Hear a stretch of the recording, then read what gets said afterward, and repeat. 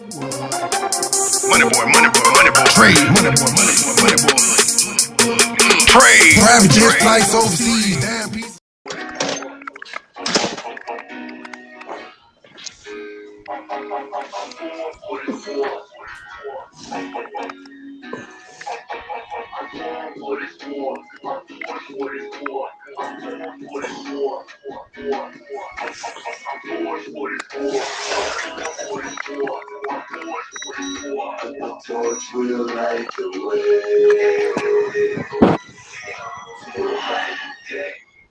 Ladies and gentlemen, welcome to the Toxic Masculinity Show. I am your host, MoneyBoy Trey. I am joined by my co-host, Terrence Thomas, Mario J, and the gentleman who you hear with the music playing in the background, Sigi Potolo. How's it going, gentlemen? What's going on? What's going on? I mean, I'm here. How you guys doing? How you doing, Terrence? Even though our present leadership is now just got inaugurated, I'm doing all right. What's going on, Mario? How you doing? What you got something to say to the people? I'm good, man. Hey, listen, I'm ready to have this tough conversation. It seems like it's going to be very interesting, so I'm ready to get into it, man. Shout out to everybody. What's going on, Mario? Sigi, what say you, sir? What to do? It's your man, Siggy Potolo.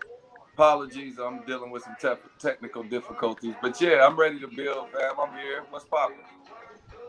All right, ladies and gentlemen, today we're going to talk about the general manager, Jed Porter, of the New York Mets being fired for sexual harassment. We're going to talk about Joe Biden appointing a tranny to his cabinet, and we want to get reactions about the inauguration today.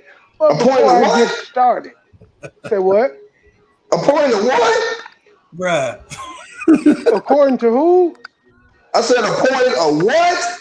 He appointed a tranny. But before we get into that, I need to take care of a situation / person that has been fucking with me for almost 20 years. So here it goes. Tamala Tennille Anderson. Ooh. I mean, not Anderson, Armstrong. Tamala Tennille Armstrong. You've been calling for me, so bitch, here I am. For the past 20 years, you have been cock blocking me and popping up everywhere my dick is, and I don't know why.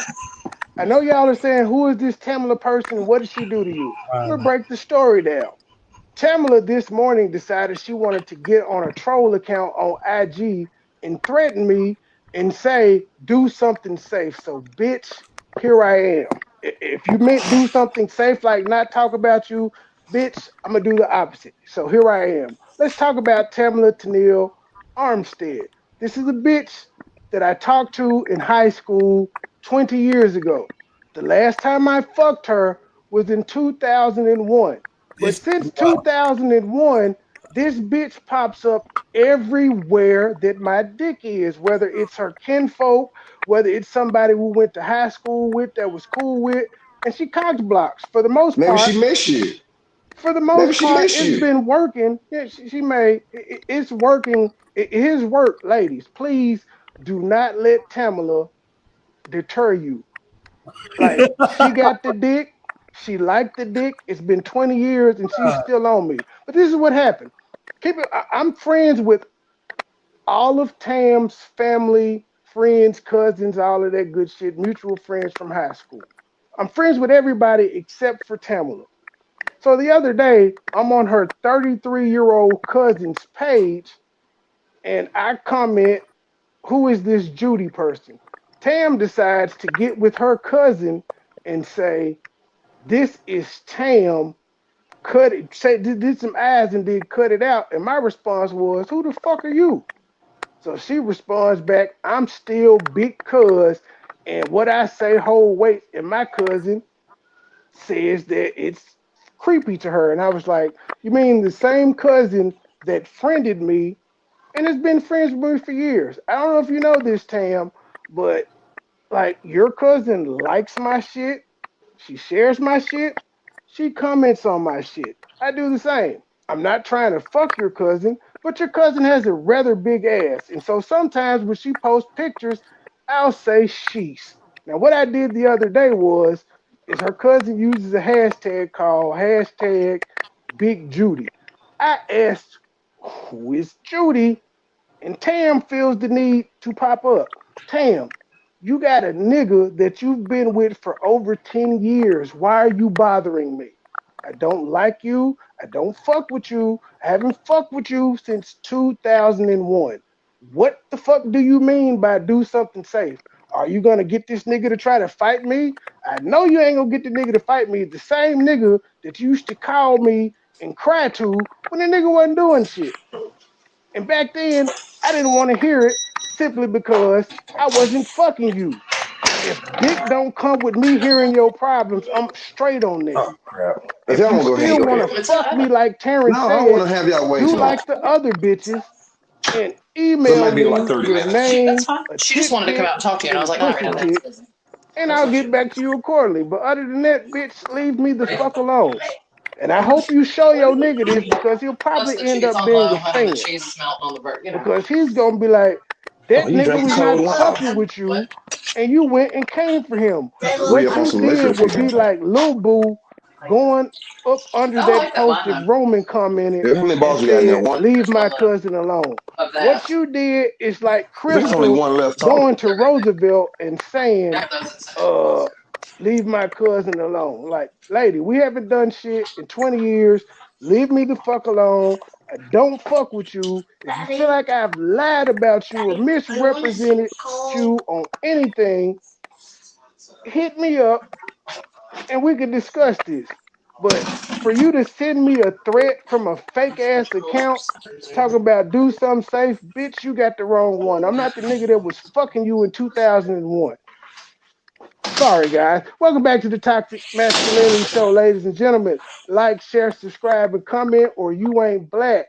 Sigi, what did you think about this inauguration? Terrence, I'm gonna need you to mute your mic next time. Your wife just embarrassed you. Go ahead, Sigi. I'm sorry. Well, the inauguration, I just feel like it was a big ass distraction, like it is every time it happens, but this time more than ever. This time it was a distraction more than ever. All right. Number one, anybody that's concerned with a presidential election, United States presidential election, POTUS, President of the United States. And it's based on, it's like the build I did yesterday. It's just a bunch of bullshit.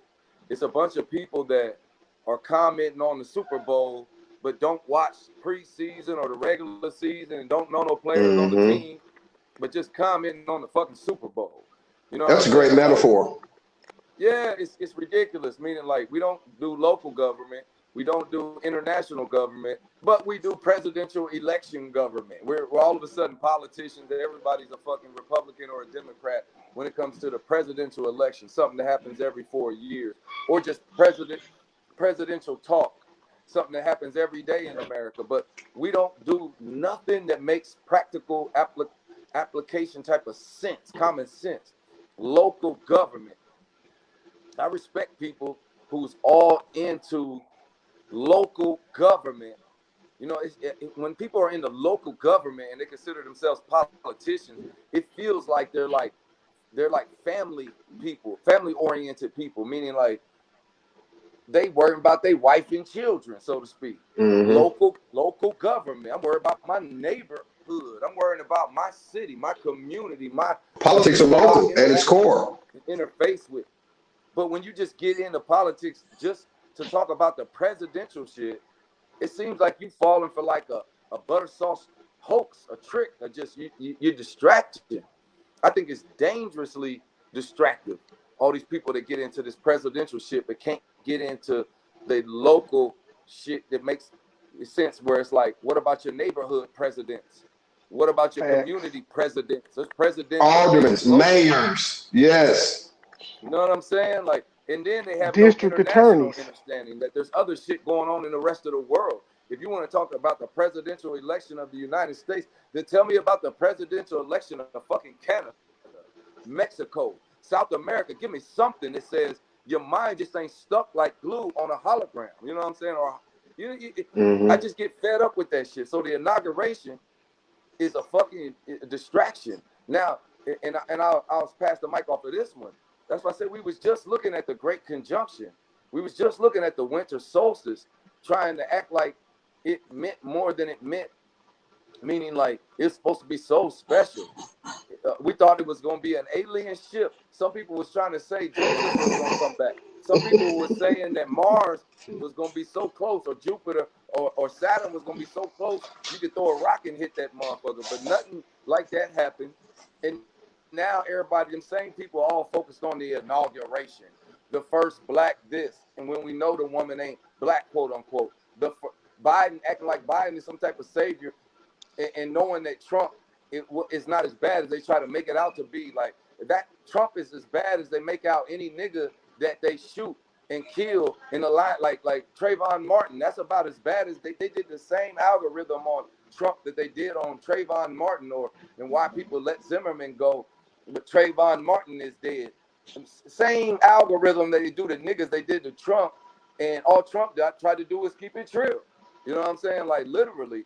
So to me, the ascension was realizing that Trump was a disruptive ally who was helping reveal all the fucking bullshit. He was exposing the bullshit. You know what I'm saying? So the inauguration is a fucking hoax. It's just a distraction. Yeah. If you don't like the hoax term, it's a distraction. That's all it ever was. You know what I'm saying? Like, so I didn't watch not 1 minute of it. I'll pass the What mic. say you, Terrence? I'm just going to expand on CG's point, man, because I think he hit the nail right on the head, and I got to recognize that. That his intellectual take on it was beautiful, and I'm going to expand on that by this: politics at its core are local. You know what I'm saying? And so people so caught up on the presidency. What about your block leader? What about your alderman? What about your mayor? You know, what about your state representative? You know what I'm saying? Like, they don't want us, like, especially like black people.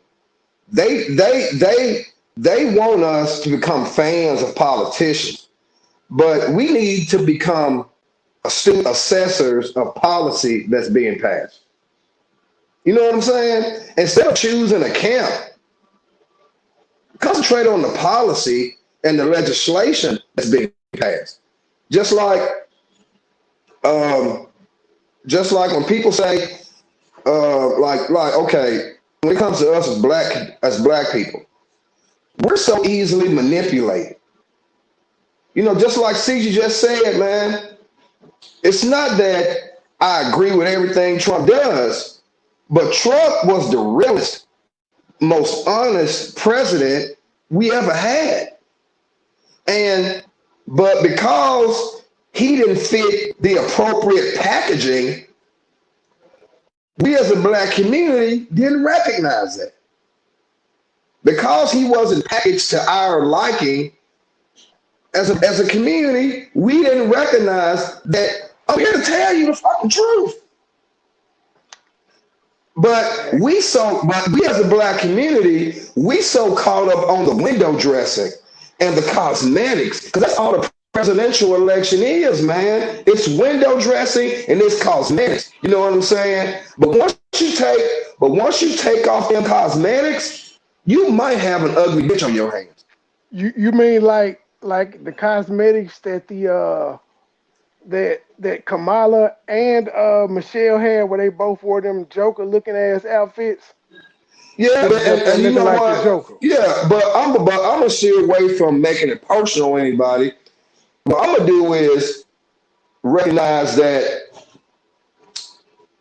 we, as a black community, we don't have our own independent economy, and that's the biggest denominator in this. You know what I'm saying? White people have an independent economy. Jewish people have an independent economy. Hispanic people have more of a, when I say independent economy, I'm talking about we can support us. You know what I'm saying? On us. You know what I'm saying? So that's why when Democratic and Republican Democratic leaders, when they go and talk to their white constituency, they talk tax breaks, they talk stocks, they talk 401ks. When they come to us and talk, it's about what happened 50 and 40 years ago to our people. And I'm not saying that should be poo-pooed about, but we have to start in the Black community. We have to start having more courageous conversations, man, and the hard conversations. We have to start asking ourselves the hard questions.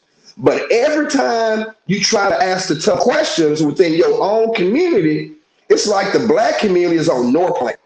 And every time we try to give birth to something new, we self-abort. Cool. I feel you. What's You know what I'm going saying? on, Dane Jarrett? I just dropped the link if you would like to join the conversation. Mario, what say you about this? You're the tough love guy. You're the tough conversation guy. Give me something.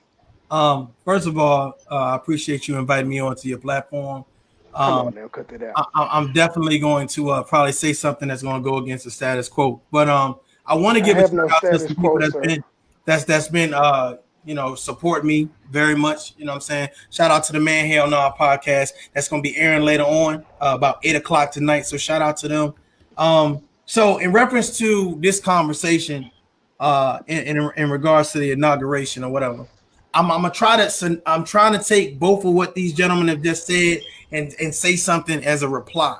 One, I do agree that Black people have an issue with looking at the reality of what can be, i.e., we're talking about the economy for Black people working together and saying we need our own.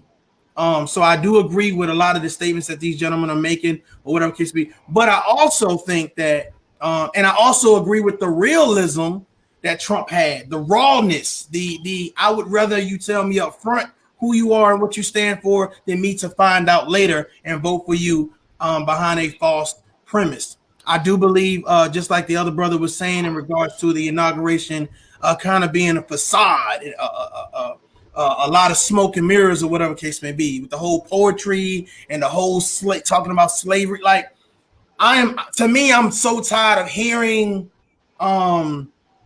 what you expect me to hear or what you think I should hear as a Black person. Yeah. I'm ready to get to the meat and potatoes and say, how can we actually be effective in America and actually work together?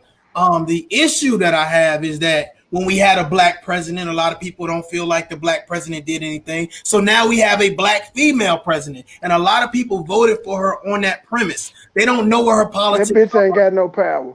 That bitch is a vice president. She ain't got no power. Hold on, goddammit, hold on. They voted for her based on her being Black. And that was the root and cause. And I feel like, if you don't know her politics, you don't know what she's actually bringing to the table. It's hard to say, hey, we got one, y'all. It's like we got a victory. But the question is, what did we win? When you say we, who is we? Is it Mario, can I cut you off? Can I make one quick point, okay? Go ahead. When we talk about Barack Obama and Kamala Harris, what Black are we talking about? Because the Black I see is being Black on your terms. Ooh, you ain't supposed to say that, Terrence, but elaborate. It's about being Black on. You see, white people, and I'm married to a Caucasian woman, and I have a mixed child, so I can speak on this. But just because I marry outside my race doesn't mean I lose my Blackness. So what I'm saying to you is this: Barack Obama and Kamala Harris, they represent a similar type of cancer that they say Donald Trump represented. Because white America has always loved the red bone Negro. Going all the way back to the 60s. They've always, because the red bone Negro can always play both sides of the fence. I like a red bone, but but they can be Black but not too Black, and they can be white but not too white. And so, I mean, they could be Steph Curry-ish. Well, let's go down the line. Cory Booker, Barack Obama, Steph Curry, Will Smith, Don Lemon, Kamala Harris. Come on, keep going. So I'm not saying don't vote their people in, and I'm not saying I hate white America. What I am saying is, Progress is when we can elect Terrence, a black person that doesn't have to capitulate to what you think, what America thinks a black person ought to be, because nobody faces that but us. Nobody Terrence, faces that. You won't get let me ask you a question, Let me Terrence. speak up on this one, Does Sam. Sidney Speak up fit on the this. profile? Does Sidney fit the profile of the light-skinned American guy that we love? It's deeper I'm than just that. sorry. Let me spit this shit. Let me Oh, you let got me it, spit this Sidney. I and just give it want him back. to answer right quick. But hold on, let me specify. No. Let me specify. I want. I'm not I saying want that him to give every. a. I just want him to give a yes or no answer. No, I said, is Sidney the type of light-skinned person that America loves? no, because CG is real.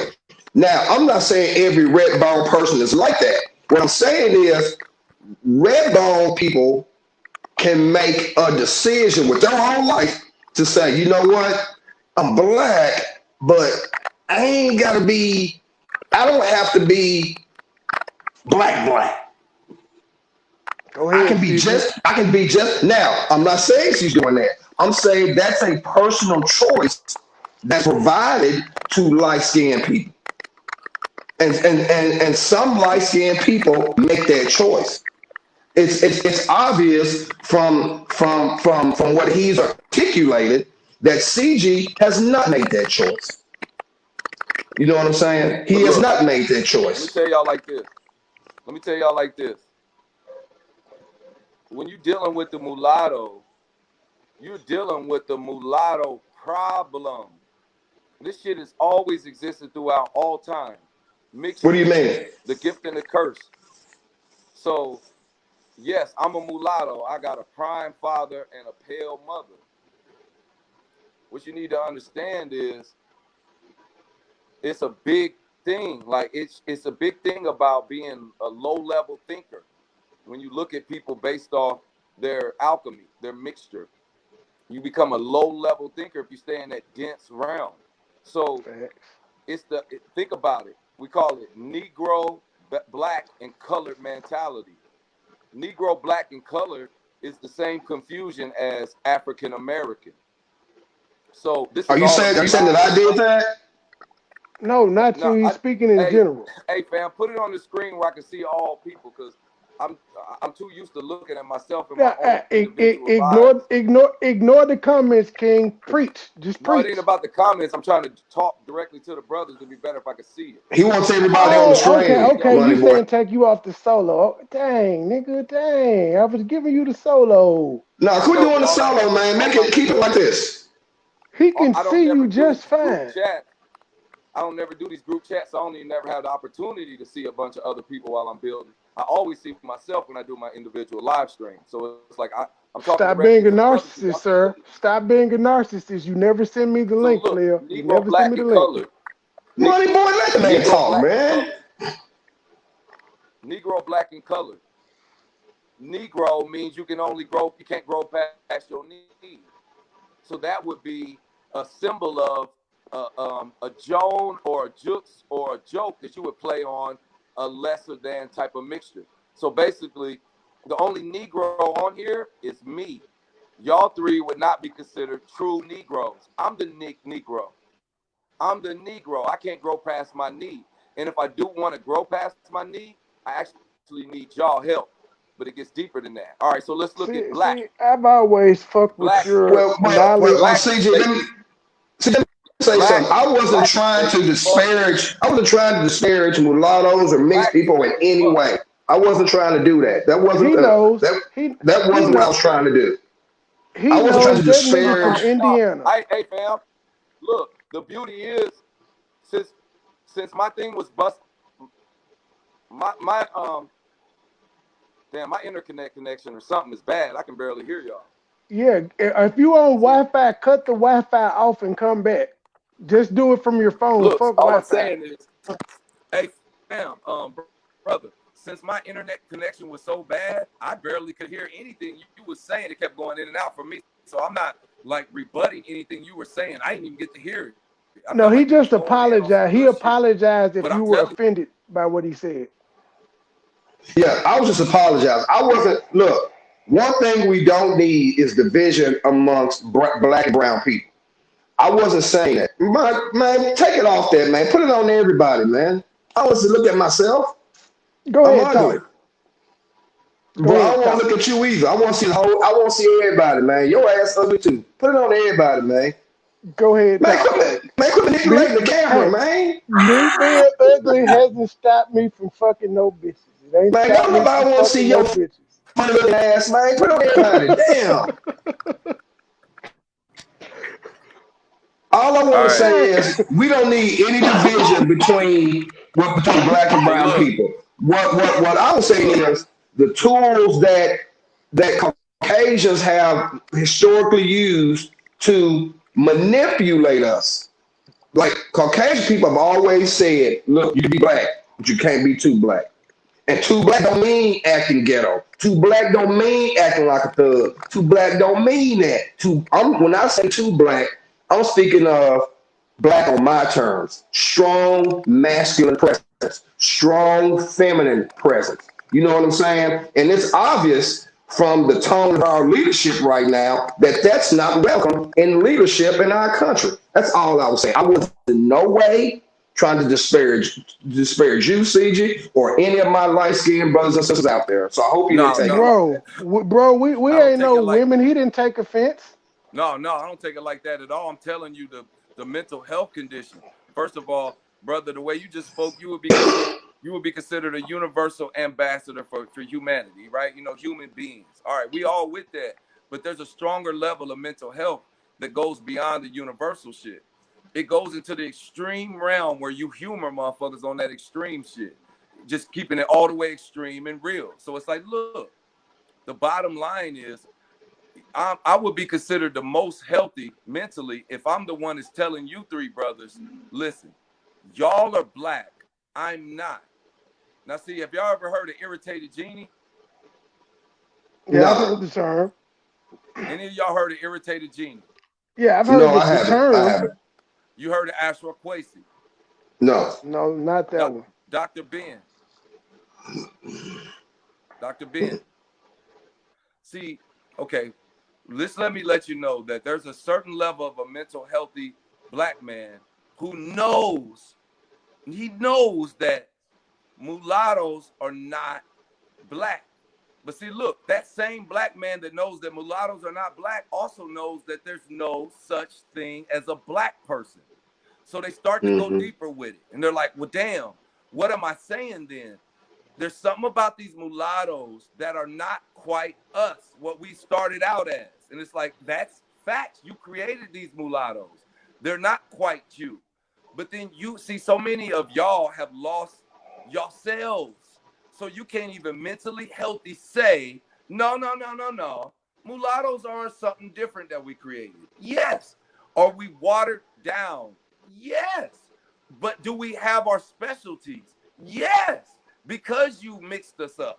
See, there's no life in creation without mixture. What you need to understand about mixture is it's your story, your master scientist. It just means expressionist, exhibitionist. You are living, you're alive. So you want to create. This is what true alchemy is, organic alchemy. It's life, it's nature, it's neteru, it's all of these things. And you're it. But you can't recognize your creation, something that you started from the starting point, which be you. So listen, I can tell you real simply, I am something that is very proud and fascinated and impressed. I'm one of your creations, but you That therefore are the sounds good and creator all. in that sense. But you can't see yourself accurately anymore to where your Siggy. creation becomes the deity. This is what's symbolized as anything outside of self becoming the Godhead, whether it be the Siggy. sun, the moon, Si- the earth, anything other than self, you know, but I can go deeper, but I want to pass the mic Siggy. because Mario didn't get his due chance on the mic. Apologies, brother. Siggy. That sounds good and all, but stop stealing our hoes, bro. That's all we ask. Just stop stealing all the hoes. Nuh-uh, that's it. That just comes because the creator, you are fascinated with that is the our problem with creation. light-skinned men. Y'all stealing all our hoes, Bro, sir. I've We never, don't I've like never it. lost no female There to a is no light skinned light-skinned men without black or dark men mating with pale, so to speak. Meaning, like, other than that, it's an anomaly. It barely comes out. But once y'all get the mixing, y'all be creating shit and y'all love it. Y'all love y'all creations, y'all toys, Mario, y'all action figures, all the shit, whether it be in the lab or in the Mario, you field. said you, See, if you think as a Mario, scientist, you said you, as a scientist, you're always doing lab work and field work. Mario, you said you've never lost a gal to a light-skinned nigga. Show your gal this light-skinned nigga with the Maxwell hair. See what happens. bro. She is gonna be on Third Live Radio like a I'm sure motherfucker. every man on this panel has their it factor. You know what I'm saying? So once you get to a certain age, you manifest that it factor and you make it work. You know what I'm saying? But back to the topic. I think that it's so funny because no matter what circle I'm in, you know, whether it's a collegiate circle or whether I feel like it's an intellectual circle, or whether somewhere, you know, a hood circle, you know, or just messing around. I think that everybody feels like um, they have they're having a conversation that's going to fix the issue. You know what I'm saying? Whether they feel like it's real deep or they just thinking that it's a surface conversation. Everybody feels like they're having a conversation that's going to fix the issue, and it's always interesting to me because I'm like, at what point in time does everybody collaborate? Like, at what point in time does everybody get on the same sheet of music? Because I mean, you can be a super deep thinker but still never move any mountains. You can be the most ratchet person in the world and talk and be able to curse everybody out, but still never move any mountains. So I'm just trying to figure out at what stage do we say politics are politics. To me, it doesn't matter whether you're a Republican or a Democrat. At the end of the day, those people probably shaking hands, going to drink with each other. So while we're fighting and we're debating over what should happen, at the end of the day, they're still winning. Those same politicians, 9 times out of 10, are not sending their children to war. And if they are joining the military, it's some type of office job. I know after 20 years being in the military, I've seen a lot of people who didn't do what I was doing. So I just feel like, at what point, and this is my question that I propose to the panel, at what point do we all collectively come together and actually make strides forward that everyone's going to say, this is the steps that we need to be taking, and not depending on politicians to rescue us? Y'all talk to me, man. Well, I don't know if anybody else wants to tackle that question, but I'll take a crack at it. I think at some point in your time, you have to be able to manage your ego as a man. You have to be able to manage your ego. Ego, pride goes before destruction. Ego is a good thing until you cannot manage it anymore. You know what I'm saying? And so it takes, like, for that to happen, Mario, people have to be introduced to humility. You have got to come. Like, a lot of people say being humble. No, being humble is strength. Humble doesn't mean weak. Humble means meek. Meek doesn't mean, look at meek and weak. They're two totally different things. You have to be able to approach things and say, like we can collaborate. We don't have to agree on everything, but know that our destinies are intertwined. Your progress is my progress. Seeing you raise up in a sin means you're going to plant some seeds that allows others to ascend. See, we have to become not so run by our ego. You know what I'm saying? Because the pride can come before the destruction if a man cannot manage his ego correctly. Sometimes you have to put your ego to the side and realize this other man has a better solution. This other woman has a better solution. I salute you. You speaking facts. You got some glasses and you fucking turned into Malcolm X. Spit that shit, player. But like and so when you're in your 20s, ego is your gasoline, man. Ego is your gasoline. But once you grow and once you stumble a little bit in life, once you get your knees skint up a little bit in life, man, as a man gets older, Man, you have to come in touch with being humble, because life will humble you. But you being humble doesn't mean you're weak. You know what I'm saying? Being broken is a temporary problem. We've all been broken at some point in our life. It's temporary. You can fix yourself. Mario, ask But her. you have to be willing. You have to be willing to humble yourself and accept guidance from people that can help you. And Well said, sir. Mario, repeat your question again so that Sidney can answer it. Well, I feel like at what point in time do we? First of all, well said, sir. No doubt, well said. Um, I feel like it is so many conversations being had all over the place amongst Black people at all different types of caliber in life. And I find the conversations to be similar, but I never find a melting pot or some type of tunnel vision where everyone comes together and says, "This is going to be our first step." So I'm yes, asking you guys, what will it take for us to make the first step as a urban community or Black people or African Americans or whatever you call? I would say this. I would say this. As a parent, you realize that you're being forced to learn this lesson. Meaning one step at a time, fam. That's how yeah, you do it, literally. One step at a time. Uh, we could say fortunately or unfortunately, whichever way you feel in your energy. Because if you're fed up and you're frustrated and you're tired of all the BS, then you might be a little more impatient because you're just fed up, fam. A lot of us are. A lot of us are. A lot of us are fed up with ourselves for being so late to the game, so late to the show, the party, whatever, and so on and so forth. But in all actuality, one step at a time. So that means that you would actually, I use the word actually instead of really, because there's an infinite realities, but there's only one actuality, and that's singularity. That means us all together as one, doing the same thing, being in unison. So you got to start one at a time, then make two, then three, four, five, and then we learn about exponential value. Sometimes adding the strategical one brings you 10 more. That's that exponential value. So they put the little small number on the right hand, top upper right hand corner of the other number, the whole number, and it has an exponential number up on it, lets you know times 10, times that number, so on and so forth. So, but one at a time.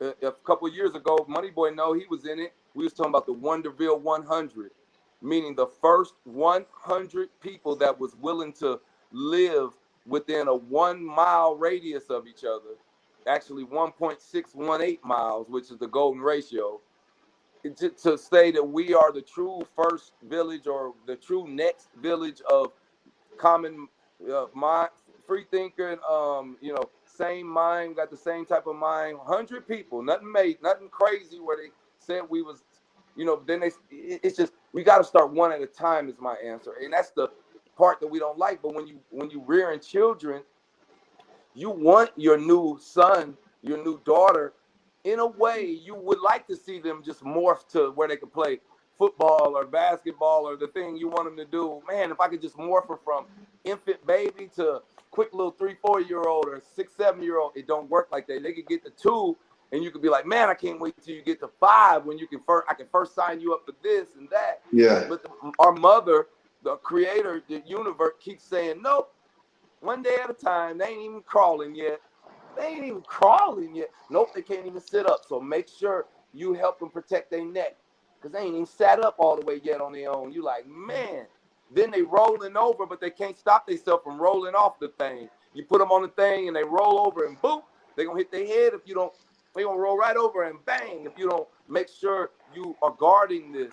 And it's like, why is this taking so long? Especially if you got other children that have made it through that rites of passage, and now they've reached them levels to where, I got a 5 or 6-year-old and an infant right now.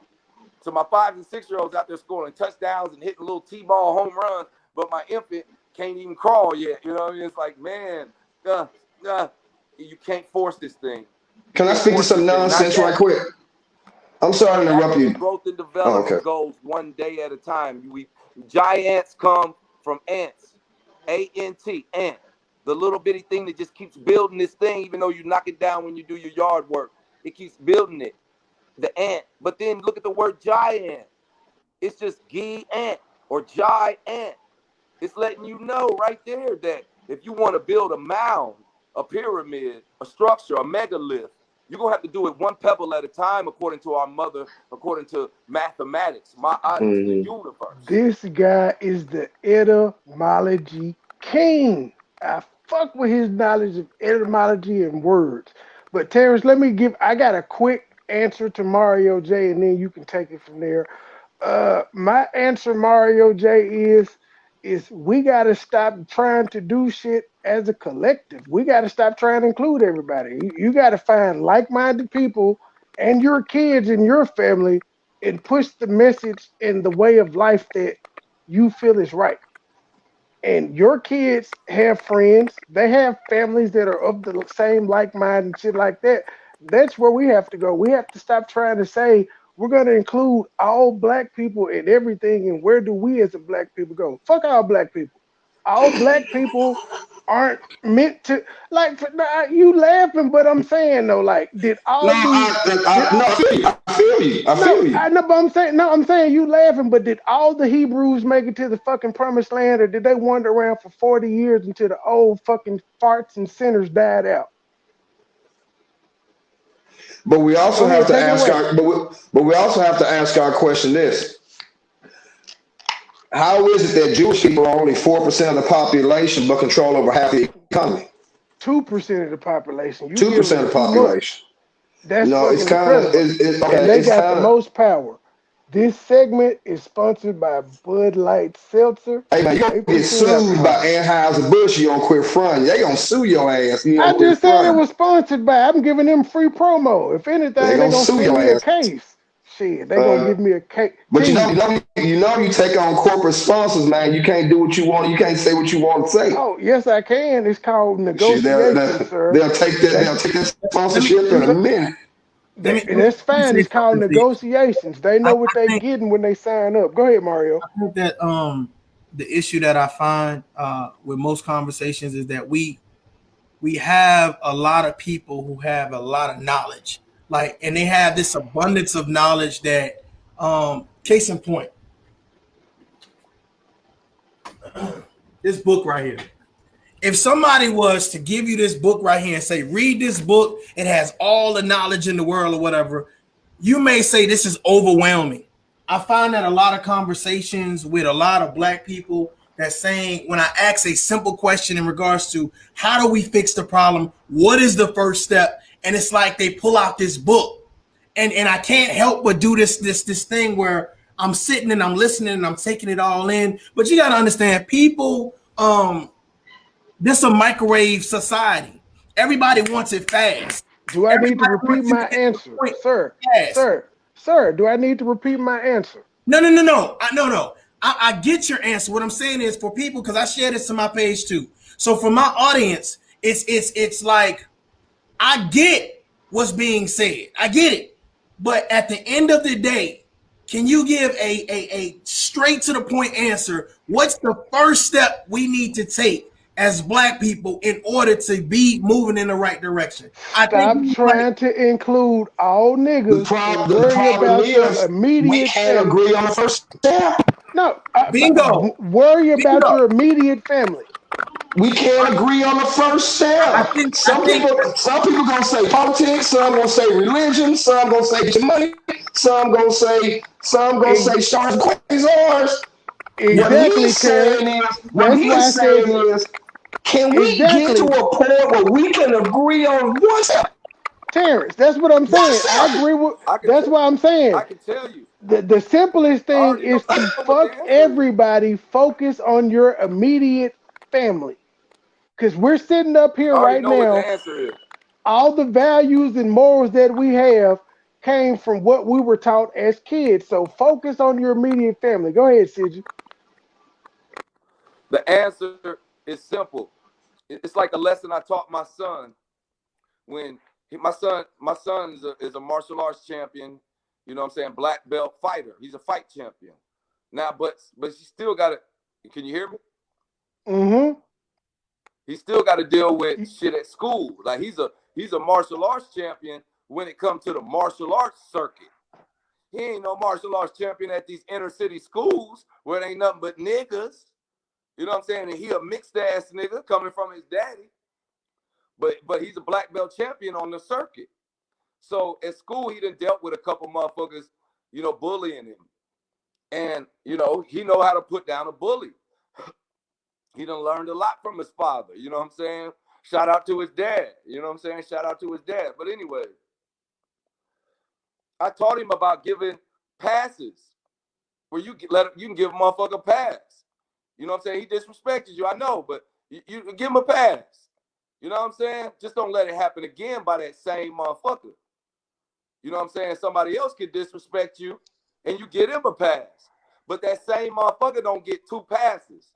If you give him a pass and he disrespect you again, now you got to deal with that. So, boom, it's time to deal with that. He done got you a second time. So now you got to handle it right then and there.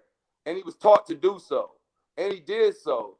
And now the bully is put down, so to speak. You know what I mean? His name ring out. It always worked like that because he followed a G code. But the point is this. The first thing for us is to do that.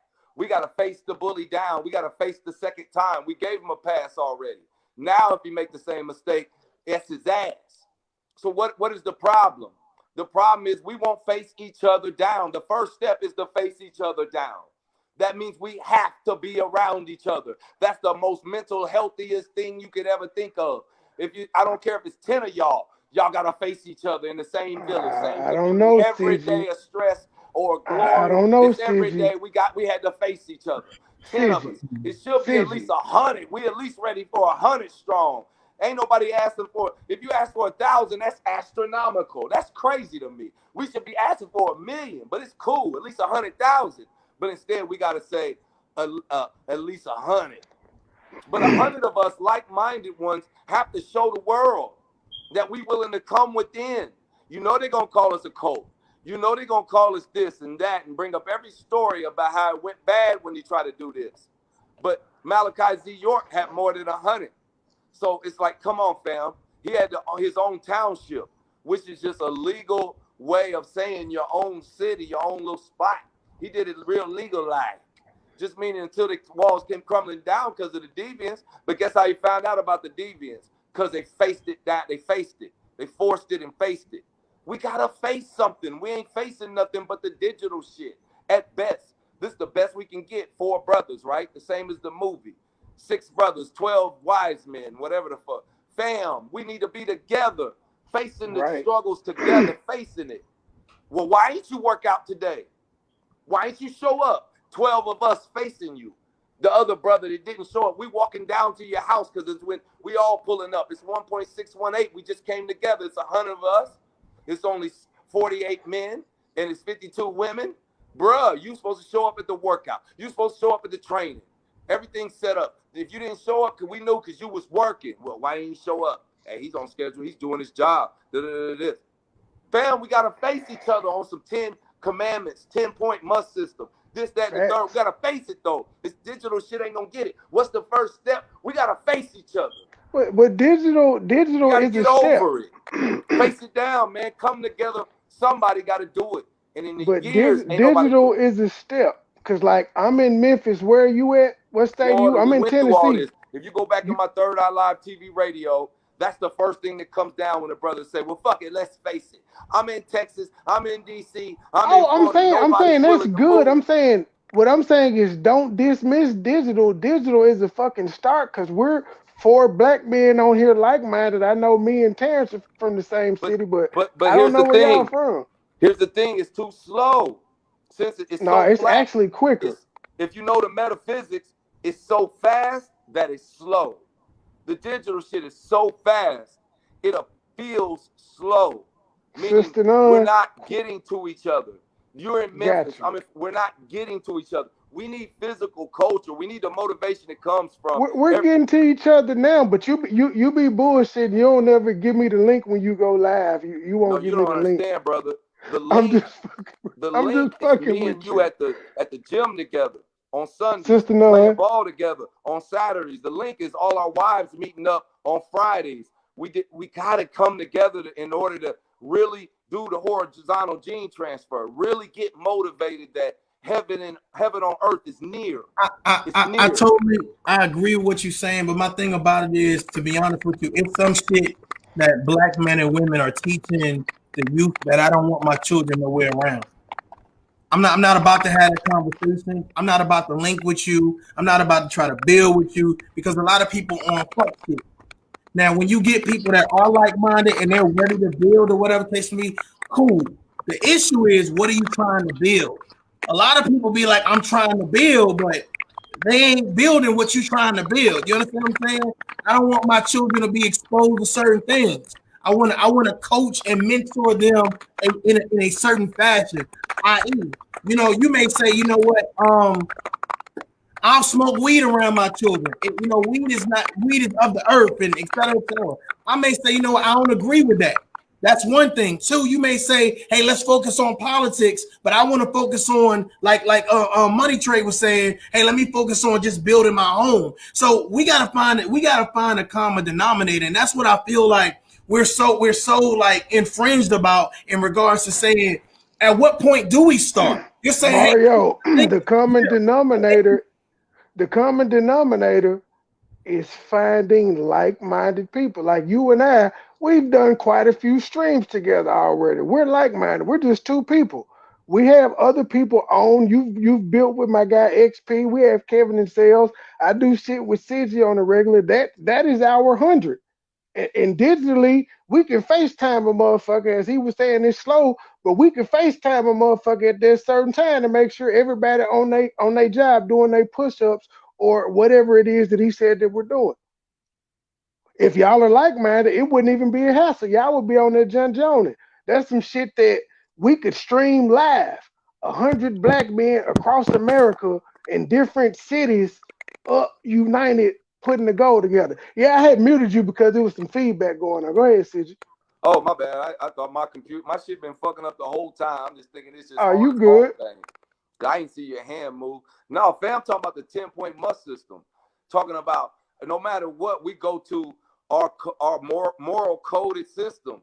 Like, well, we don't, if we get confused, just go to our 10-point must system. Like, this is what we stand in front of. I don't like stand on, because if you stand on something, you might crush it. But what's going to happen when you stand in front of something? You definitely going to take that bullet for it. You definitely going to take that motherfucking hit first. So I stand in front of shit, you know what I'm saying, that matters. So, bam, it's like, look, that 10-point must system. That's what the fam talking about with his frustrations. Like, hold on, how do we even know we really match up? What is like-minded? You know what I mean? Like, come on, let's see what the moral code says. Especially if you start mentioning anything dealing with what you do, do around children, or how you mentor them, how you teach them, so on and so forth. There's a danger in being around like-minded people, though, Jess, because you face the danger of living in an echo chamber. Okay? You said you face the danger of doing what? Living in an echo chamber. An echo chamber is when you, and so you can, and so look, I agree with Mario on this accord. What's wrong with the echo chamber? In Christianity, nothing but a big echo chamber. In all religion, nothing but a big echo chamber. Well, problem is the echo chamber is this. Healthy debate is good for you. That's how you grow with people you disagree with. Iron rubbing against iron makes iron sharp. And so if you just hang around people who agree with you, your iron never gets sharpened. Sir, you know what I'm saying? Sir, and so let me ask you a question. Let me ask you a question. Based on that logic, would you rather hang around a bunch of millionaires or a bunch of stick-up boys? Which one would you rather live around? Well, that's not the appropriate metaphor. I just want you to answer it. Doesn't matter if it's appropriate or not. Would you rather live around millionaires or stick-up boys? Well, the appropriation of the metaphor does matter. Look, anybody Forget Anybody, all of that. Just answer the question. Can you just answer the question? anybody with any common sense would love to hang around millionaires instead of stick-up boys.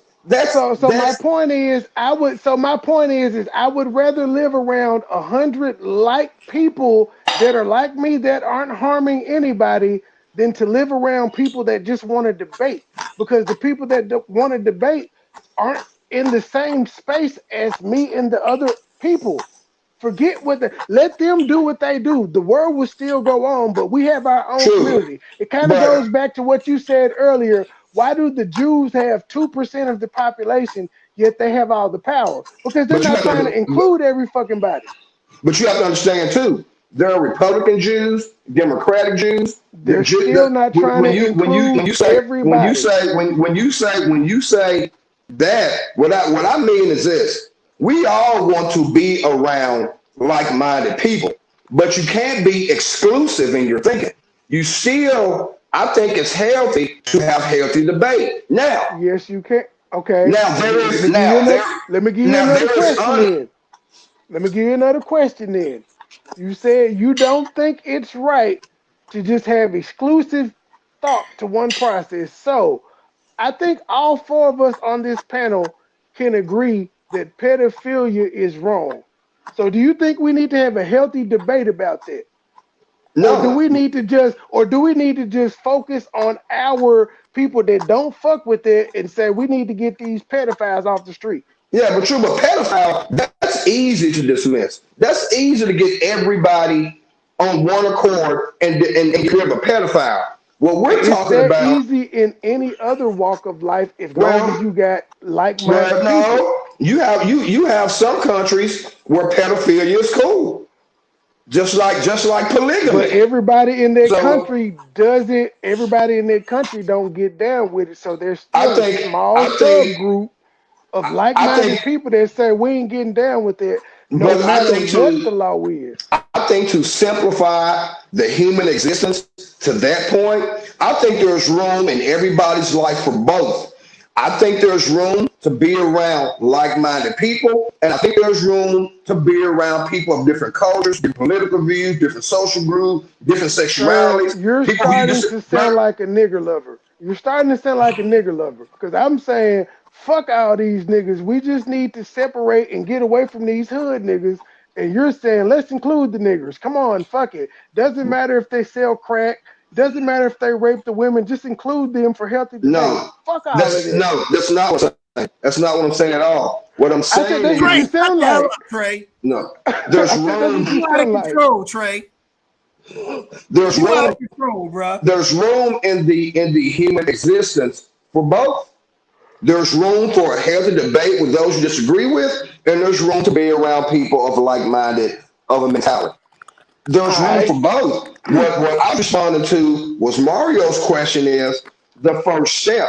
And what I think the first step is, we have to remove the social engineering that we've all been victimized with, because I, we have to remove the Republican Democrat. The look, you may not like Mark, you may not agree with transgender or gay, Sir, I don't which know who which Mark is, and the I'm producer sorry, says we money have to boy, move money on, boy, money boy. Look, and look, the producer says we look. have to move on to the next topic. You Well, won. you know I my got you. no. Let me I finish. you He said you won. won, bruh. You won. No, I got you. He You said you won. let I me finish can't my point. refute. I'm gonna Go finish Let my him ahead. point. finish. Let me finish my Let point. him Okay. speak. What I'm Budweiser, saying don't is hold this this. against us. What I'm saying is this. You may not agree with somebody's lifestyle, whether they're a thug, a crack dealer, whether they're gay, whether Republican or Democrat. And I'm talking about the black community. But we still have to realize that, look, I need that brother. I need that sister. I need my community. I Okay, need it. Terrence, we gotta go to Terrence. No, no, hold Terrence, on. And if I go and get rich, if I go and make some money, sir, the the first producers place I'm are gonna plant my saying seeds we in have is to in that go community. That's all I'm to the saying. next. I got you. Point taken. I feel you. You ain't said nothing wrong. The producer said go on to the next topic. So, fellas, the next topic of discussion is The New York Mets GM Jared Porter acknowledged sending explicit images to a female reporter when he worked for Chicago Cubs. This man was fired, and I want to know 5 years ago. I want to know y'all's take on it. I'm gonna read the story, and then I want to know y'all's take on it. Should he have been fired or not?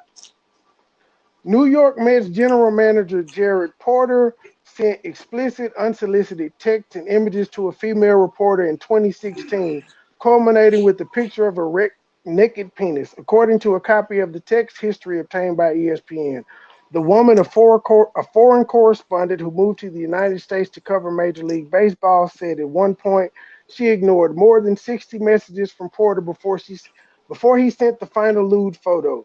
The text relationship started casually before Porter, then the Chicago Cubs director of professional scouting, began complimenting her appearance, inviting her to meet him in various cities, and asking why she was ignoring him. And the text shows she had stopped responding to Porter after he sent a photo of pants featuring a bulge in the groin area. Porter continued texting her anyway, sending dozens of messages despite a lack of response. On August 11, 2016, the day after asking her to meet him at a hotel in Los Angeles, Porter sent the woman 17 pictures. The first 15 photos were of the hotel and its restaurants. The 16th was the same as the earlier photo of the bulge in the pants. The 17th was a picture of a bare penis. Reached by ESPN on Monday evening, Porter acknowledged texting with the woman. He initially said he had not sent any pictures of himself. When told the exchanges show he had sent selfies and other pictures, he said that the more explicit ones are not of me. These are kind of like joke stock images. After asking whether ESPN was planning to run a story, he asked for more time before later declining further comment. On Tuesday morning, the Mets fired Porter, according to a tweet from owner Steve Cohen. In my initial press conference, I spoke about the importance of integrity and I meant it. Cohen tweeted, there should be a zero tolerance for this type of behavior. In December 2017, ESPN obtained messages after being alerted to their existence by a baseball source. ESPN reached out to the woman, interviewed her, and was prepared to report about the allegations, but did not do so after the woman concluded her career would be harmed if the story emerged. ESPN has periodically kept in contact with the woman who has since left journalism. And in recent days, she decided to speak up only on the condition of anonymity because she fears backlash in her home country. My number one motivation is I want to prevent this from happening to someone else, she told ESPN through an interpreter. Obviously, he's in a much greater position of power. I want to prevent that from happening again. The other thing is, I never really got the motion that he was truly sorry. I don't know why she said that, and the nigga apologized to her in a text message. But continuing on, I know in the U.S. there's a women's empowerment movement, but in my home country, it's still far behind, the woman said. Women get dragged through the mud if your name is associated with any type of sexual scandal. That's because you bitches be lying. Women are the ones who get fingers pointed at them. I don't go through the Man, quit victimization reading that process mess. again. I don't want other people to blame it to me. Well, I want to be fair. I want to read the story and then I want to get you guys' opinion. Porter 41 was hired as Mets GM on December 13th to help lead new owner Steve Cohen's front office. Porter apologized to the woman in 2016 by text, but this bitch just said, I don't think he was ever sorry. After she saw the naked picture and text that his messages were extremely inappropriate, very offensive, and getting out of line. I repeat, Porter apologized to the woman in 2016 by text after she saw the naked picture and text his messages were extremely inappropriate, very offensive, and getting out of line.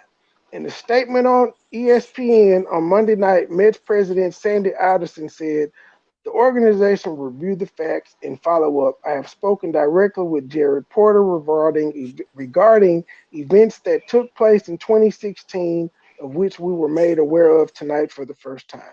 Jared has acknowledged to me his serious error in judgment, has taken responsibility for his conduct, has expressed remorse, and previously apologized for his actions.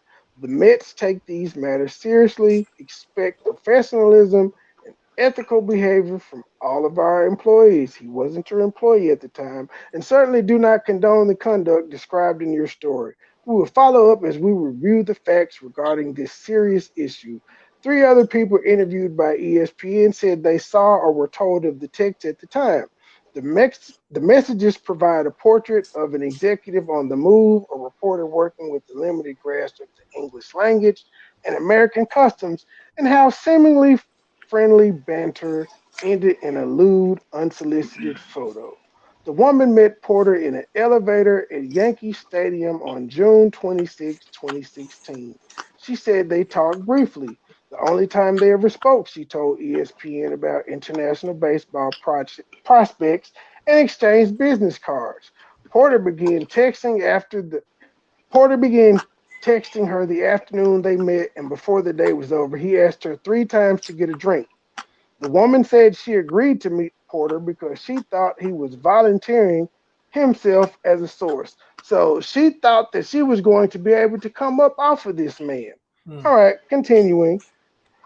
As a source and expected they would discuss baseball. Porter asked in a text if she had a boyfriend. The woman said at the time she believed he was simply being friendly, as she did not think someone she barely knew would be so forward. That night, after she said she couldn't meet with him, but would the next day, Porter, Porter sent an unsolicited selfie. Like he asked, she did not respond. If I had a better understanding, not just of the language, but the culture, I definitely would have realized sooner what was going on, the woman told ESPN. Let me show y'all the picture that he sent. Can y'all see it? Uh-oh. This is the picture that he first sent. So he done That sent a she dick said pic, did he? it's coming, but this is the first picture that she Don't said show had me the she had. dick pic. I'm not, because there it's ESPN or not, but he sent this picture and she said had she known the customs of America, she would have responded accordingly. All right. Porter texts again the next day. According to the messages and attempts by both to set up a meeting fell through.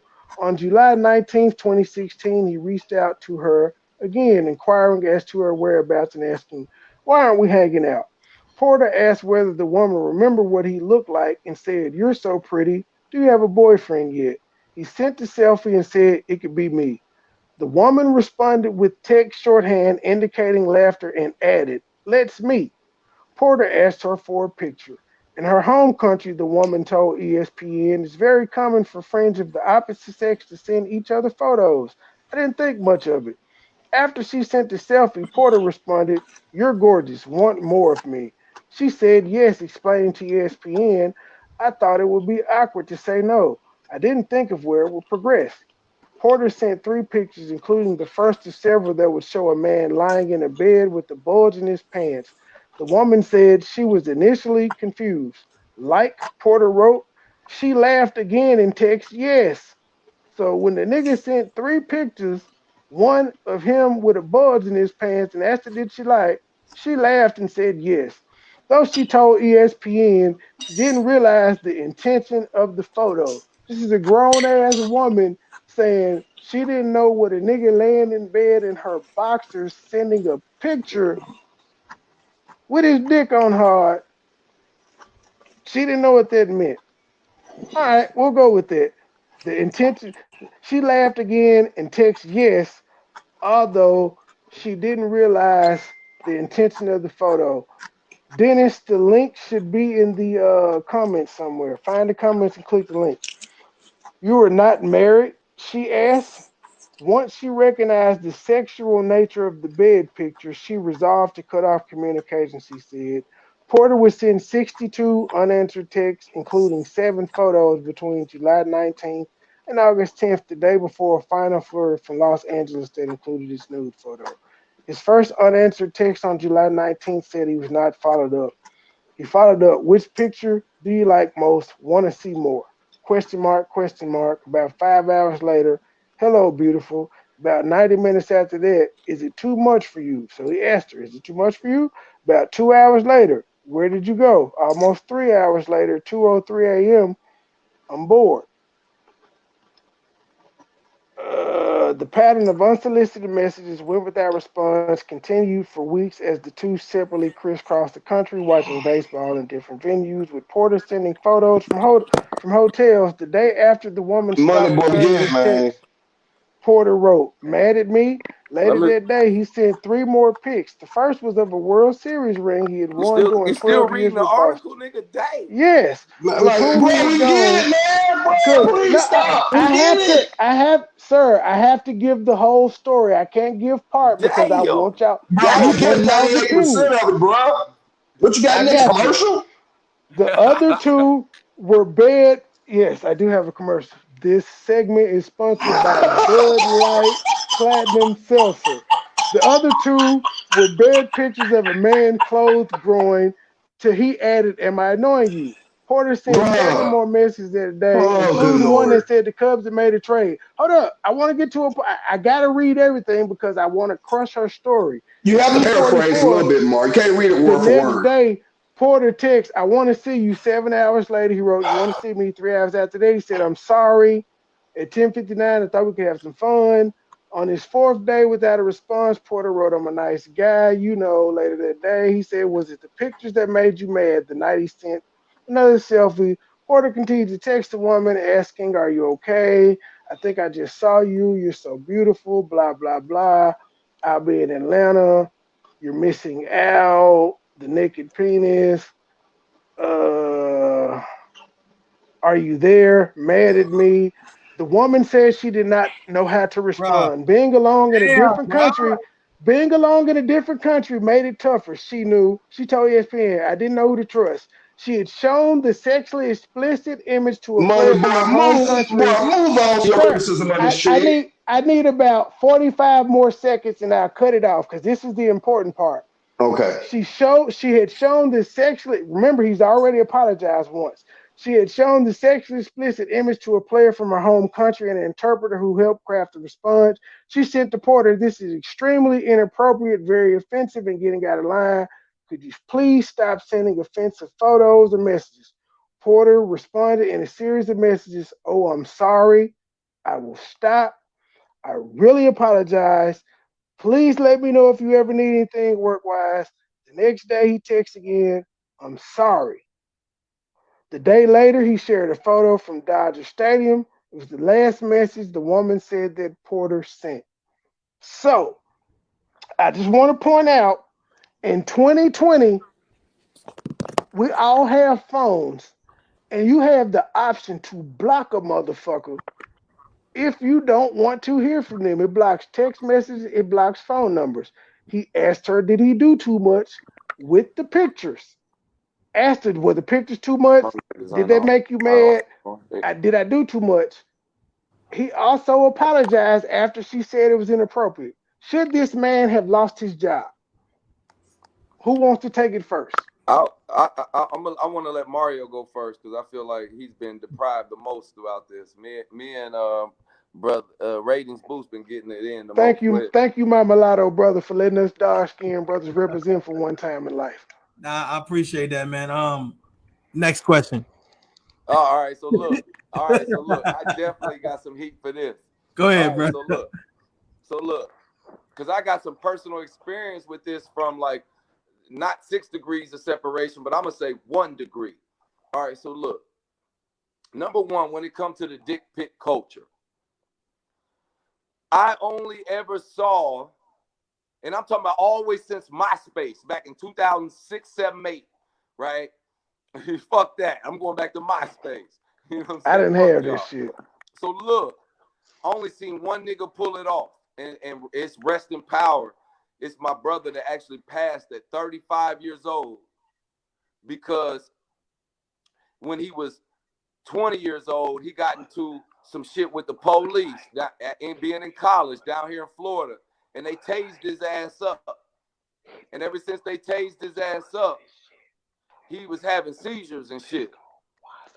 So at 20, he getting tased up by the Florida A&M police at a party, just being a young bull and arguing with him, and they tased him up to where 15 years later, when he's 35, he actually passed away from one of those seizures. You know what I'm saying? It's just a fucked up story in a sense because he was like a Bob Marley type of ladies man. And he was like a gangster disciple from Chicago too, so he had a lot of street credibility. So this, look, let me just speak it like Nigga, what they got to do with if this man I'm should have about lost to his tell job you. or not? I'm about to tell you, by me being one of his closest friends, I got to get a little more of the inside information on how he was able to constantly pull all the dime pieces. He was known for fucking nothing but 9s and 10s. The shit that we all imagine, he was doing it. You know what I'm saying? And he was like a 6'2", athletic, light-skinned Bob Marley nigga with the light-skinned dreads, thick as fuck, and he had that G shit. So it's just like he was a unique alchemy. So he used to send out dick pics. I used to be his cut buddy, right? We cutting up, me, him, and maybe 1 or 2 other close ones. He's the only man that I ever knew that sent out dick pics, and the women went crazy over it. They actually wanted to meet up with him. He bust down 9s and 10s off of dick pics. He did. Can't nobody take that from my nigga. Now, I seen a lot of other niggas do the sexual shit and it not go over so well with the ladies. Sir, and it not go over so should well this with the man ladies. have lost his job? Hold on, fam. And I seen other niggas do it and it didn't go over so well with the ladies. They would be like, this ain't what's popping. They ain't talking about coming through and busting down. They don't want to meet you. This shit is grimy, it's gross, it's deviant, right? Just to be really real. Exercising your light-skinned privilege right now, sir. And when that happens, that spirit starts scheming on them niggas. Scheming on them foul-ass niggas that aren't that attractive like that, sending out that same energy of like, they think they that lit on a sexual tip, on a seductive tip, on this type of tip. And they just ain't. And the women don't respond well. They start setting them niggas up. They start charging them niggas, right? Sexual harassment, sexual this, sexual that. We know it's all a bunch of bullshit to keep it all the way true. But it's they grossness. It's they like the audacity of your gross ass. You know what I'm saying? Who says I'm the one? Who says you that lit? You know I ain't attracted to you like that. You ain't Tyson Beckford walking around up here as my co-worker. I ain't attracted to you like that. You my boss. I see your position of power, but this ain't a physical connection like that. Period. And you know it. I know it. We all know it. Because if it was a physical connection like that, the women make sure you know it. They make sure you know it. And that's what happened with my nigga Maul. Ever since he sent out the dick pic, they was like, well, look, I was already attracted to everything else. And if that's really your dick, I'm coming over tonight, tomorrow night. My nigga Maul was a regular college nigga who was fucking bitches that was in videos that we watched on BET. There go the bitch that's in the video vixen. That's Maul's girlfriend, one of many. He had Asian, black, Spanish, white, everything. 9s and 10s. So I seen the dick pic culture work. I know what it means when it works. It means you are the living proof of that dick. But a lot of niggas are sending out deviant ass nasty dick and it don't respond well, like they saying, lying in bed with the bulging pants. Lying in bed with the bulging pants. That attractive woman was probably sickened by that clown ass nerdy motherfucker. You see what I'm saying? You ain't Brad Pitt. What the fuck wrong with you? That's deviant. You are repulsing me. So she set his ass up, and that's it. That's it. Sir, I'm going to instruct the jury to discard everything you just said. And I just want to know, did this nigga deserve to lose his job based on what I read? Fuck him, man. Fuck him. Yeah. I really don't give a fuck about him. Okay, you said, okay, cool. If he was willing to put it all on the line for this motherfucking reporter, then fuck him. He got the news, goddamn it. I got you. You okay, Mario? You're with he. Okay, cool. Terrence, are you still there? Shit he knew he violated her when he knew she was not attracted to him like that. I do not appreciate your dick pic. Because I wasn't already looking at you like. No, hey, look, hey, man, look. Thank you. Please, Terrence, for the Toxic Masculinity brand, sir, I need you to keep it real. Did this man deserve to lose his job? Hell to the no. And I'm gonna Thank tell you. you why. You other two niggas are simps. Go ahead, Terrence. See, this hot skank, what she did was she was so offended, she waited 5 years. She waited till dude's name became notarized and he came to a position of power. He became a position of power for it. Man, look, this does not help the women's movement. This don't help the women's movement. This don't help equality. This ain't nothing but ESPN, once again, playing to the emasculation of culture. That's all it is. This ain't no babe in the woods, innocent woman. This ain't that. Now, if it was that, I get what the naysayers are saying. This man did not deserve to lose his job over something that happened 5 years ago. That's some bullshit. That is bullshit, and I'm tired of them doing it. I'm tired of them doing it. When it ain't even fair. And I'm gonna tell you something. And this whole feminist movement, it's hypocrisy, because the feminist movement, y'all want it when you want it, but you don't want it when you don't want it. What is it? If it was all about equality, then wouldn't no woman run around acting like and say, I'm pregnant? No, it's we pregnant. Yeah. It's we pregnant. I agree with you. Let's go back to these simps one more time before I give my opinion on it. First of all, sir, call me motherfucking simp. Goddamn it! I ain't no. Well, you got a close up simp. Why did this man? So let me get this straight. You said this man deserved to lose his job for being Steve Urkel. You damn right. All right, explain why again. Right. The reason why is like this. First of all, if you valued your job, then this is what we should be teaching men. You should value yourself. So therefore, I'm not going to just send my dick pic out to somebody that I don't have. First of all, did you send me a pussy pic?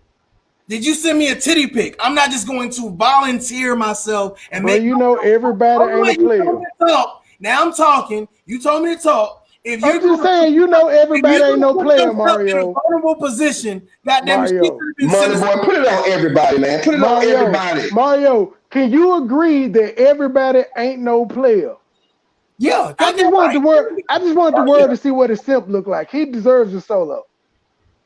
See, bro, you can't ask me questions. First of all, I agree that everybody ain't no player, but what he tried to do was he thought that he was being a player. He thought it was cool. So he didn't know when he should send a dick pic and when he shouldn't. So he made a fucking mistake. Some people say players don't send dick pics. Okay, so some people would say he didn't deserve to lose his job because of that mistake. My thing about it is, if you valued your job and not try to say, oh, well, let me expose myself to this motherfucking female just because. Now he don't have a leg to stand on.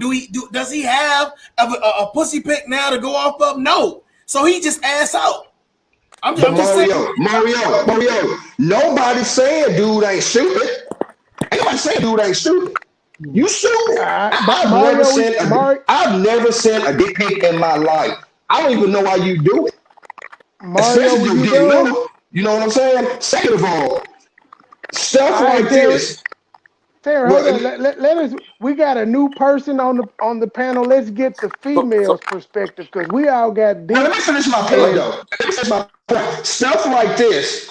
I'm all about women's equality, but stuff like this does not help that movement. Firing a man over something he did 5 years ago. This is nothing but playing to the masses. That's all it is. They're using this dude as a sacrificial lamb to come off as woke, to come off as sensitive to the women. They're using this as a sacrificial lamb. Stuff like this does not help the women's movement. It does not. It does not help the movement for equality of females. It does not help feminist rights or any way. Females. Well, first of all, one of the keys of being totally masculine is being able to accept the strength of a woman. If you're totally masculine and secure in yourself, then you can accept the strength of a woman brings to the table, and you're not threatened by it. Only a small man is threatened by the power of a woman. That's cool, Sister Nunn. You are a Before, female. but let me say, I'm let sure me get you 1 heard minute. the. Let me get 1 minute. No disrespect. No Cut your disrespect phone to down, Offset. G. Let me get 1 minute Cut on your this, phone and I'm down. done. Cut your phone down a little Look, bit. It's echoing. look, fam. Let me keep it all the way trill real quick, and then Sister You've None got it. already simped. You're not keeping it trill, sir. You simped already. Money boy, come on, man. Leave man Yes, alone, man. because look, if you don't cut me off, I can go 1 minute or less. Check it out. If he see brother Mario's already on code, so I that's all I really need to know. He's on it. She Simp did code. not entice him in any way to where he had confidence to do something extreme like send sexual explicit anything. All right, so Money boy, go back to the round table view, man. Quit doing this solo view, man. Go back to the round table, man. Dude, no, what you you say? realize you cut him off and he was fine. He's cool. Go ahead. I know, but he's right though. He's right. I asked for that already because it helps me. It actually helps me, Money Boy. I want to speak to the round table, Money boy. Come on, man. Play. Sir, can you Facts. It let me helps me. produce the show, So, sir? Can I he produce the said, show? Do a better job. Mario already bust y'all upside your head if you love common sense. He said, do you value your job? These is niggas for you. Damn, what Look at this happened? nigga. You still He said, talking, do you sir? value your Trey, job? shut the hell up, I'm Trey. just. You're still talking, Sidgy. Trey, You shut the just hell see up. Terrence. So he Can we let go you back know to the right round then. table, man? So he let you know right then that he understand a moral code of life. Like he just ain't no fool. He ain't finna blow his job for some silly ass immature shit like a dick pic. Well, how does a Nobody dick said pic dude become? wasn't stupid. Dude was stupid. What he did was stupid. How does a dick Nobody pic said it become was a not? smart act. What he did was ignorant. It was How does a stupid. dick? We How agree does a with dick that. pic become We not agree. We all immature? agree with he was stupid. How He's does a saying dick that he Thank pic don't you. believe become he should have mature? Thank lost you, his fellas. job. Well, Mario addressed Thank it. you, fellas. I want to hear the female. Sister None. Should this man go ahead, unmute yourself and let us know should this man have lost his job? You're great aesthetics for the crowd, so fuck them niggas. Well, first of all, peace to the gods on the panel. Money Boy, I know I've been What's requested to up? be on your show Where you from, a sister time Nine? before. So, here I am. Where you Well, from? first I want to say that I would actually like to hear the rest of Siggy Potolo's piece before I actually jump in the conversation. I just think that that's one of the things that Ma'am, even as a show ma'am, host that you have to learn whenever you ma'am. have multiple guests on your platform. You want to give everyone the opportunity to finish speaking their piece before just pass the mic over to anybody else. So I just want to allow Ma'am, the gods the Sidgy has. time right now to finish their sentences, and then I'll be more than willing to jump into the conversation. Sister Nine, you want to take over production of the show? Sister None. You want to take over Sidgy has production of the show, always. man? Hey, I vote for you taking over production of the show. This show is now brought to you by Sister None. And who's your sponsor? Give us a sponsor. Bud Light Platinum Give us a Seltzer. sponsor, baby. But yes, I have Sister None Hold up up there. like a river or something. Hold up a boat maker or something. Eyeliner, Sir, make a you way. have a terrible echo. Cut your volume down. You have a terrible echo. Sister None, let me point out. I have no problem with letting Siggy finish. Cut Back your to the round volume down table, a little son. bit to halfway. It's an echo. No, I want the crowd to see this pretty lady so they can tune in. Bro, can I produce the show? I So think you that's trying to better. use So, Sister Sister Nuns None, looks for your ratings? I'm cool with it. yes, I am. Yes, I am. Terrence, cut your volume down to like halfway. It's an echo. No. Well, you know what? Money But boy. sister, That's a good idea. yes, like people love women, sir. But Sister None, it's We not that hope I people love don't women. value Sidgy's opinion. Nigga, leave me alone. Let me ask this woman this question. Go back to the round Sidgy is table. already on record. God damn it, where's this nigga? Hold on, Queen. This nigga. Yeah, thank you. I had to mute this nigga. So, Queen, I was saying, I'm not disputing or disregarding anything he said. He's already been on record saying it. I wanted to get your opinion now because it's like the panel is tied right now. It's 2-2. So we need you to break the tie. Should this man have lost his job for sending dick pics to a random female that he met? He wasn't her boss. She wasn't a subordinate. She didn't work for the team. It was Hey, just Money two Boy, you got an random echo, people man. that happened to work in baseball.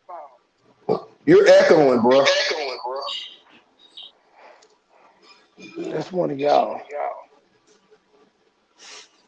Okay, well, I'm not sure where you got this story from or whatever, nor am I into news articles and things of that nature, because it is a complete waste of time. But it's not a waste of time to just be informed of what is going on around you, in and out of the 3D realm. So I don't know what kind of story it is like you're talking about right now, but I just feel like anybody with common sense would know that if there's anybody, not just a man, but even women also, that would send random people private part pictures, like in the job market or in their corporation, within their, just franchises and things of that nature, you don't need to be there. You know what I mean? Like, I think that's something that all of the gods here on the panel have already agreed with and expressed on multiple different levels. You know what I mean? So it's not a far-fetched question or answer when somebody else comes on the panel and they're like, well, I mean, how would you feel if a random dude sent you a dick pic? You know what I mean? And like, y'all are in the same damn corporation. Y'all could even be sharing booths or cubicles. You know what I mean? Like, would you really want him to be there, or would you want to just fight him after work and then feel like you're comfortable with going back to work? You know what I mean? Like, this is, it's common sense, so I'm looking for a more in-depth type of question from you, Money Boy, because I just feel like that's very surface based and it's just common sense. It's like an easy answer. Yes. So, well, sister, can I ask you something? you have like a more difficult question. Officially? I just feel like if you have a more difficult question to ask, I prefer to answer can I ask you a touchy different question? type of questions as opposed to something that is a little bit more surface based. Well, can I ask you something real quick? Sure, King. I reject your bullshit answer, by the way, Sister None. What level of comfort do you have to reach before God can even do something like that to you? Terrence, cut your phone down. It's you with the echo. Cut your phone down to about halfway. Well, for me, I definitely feel like, to a certain extent, you have to be dating. For me personally, yeah, definitely. But what I will say though is that it's not like I haven't received men showing me, their penises and shit like that via social media or on my phone or whatever. Pardon? Who does that ignorant shit? Like, listen. There's a random picture of their genitals. Who does that?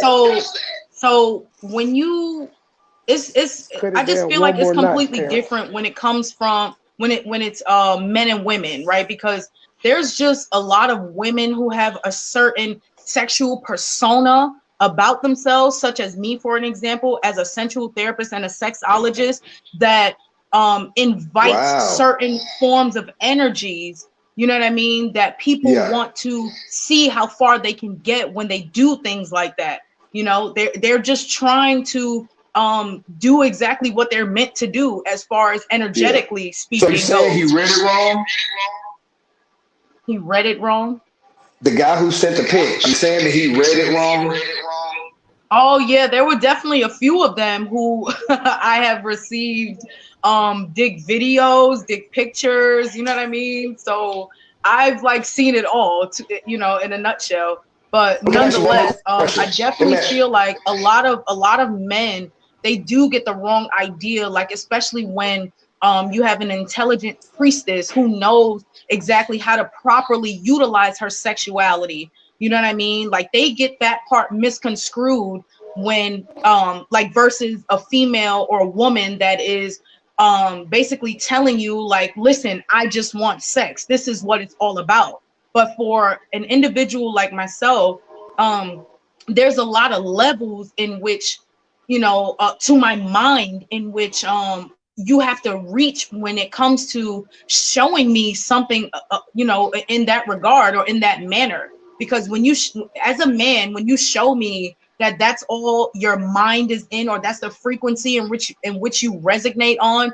I'm already gonna know what level you are spiritually, mentally, and physically. So you're not going to attract my energy because there's it is like I can just already see exactly where you're at. So of course I know that as a spiritual you know, being, that we all are sexual individuals. We all love sex. We all and all this type of shit. You know what I mean? But there are just certain people that like to sugarcoat it.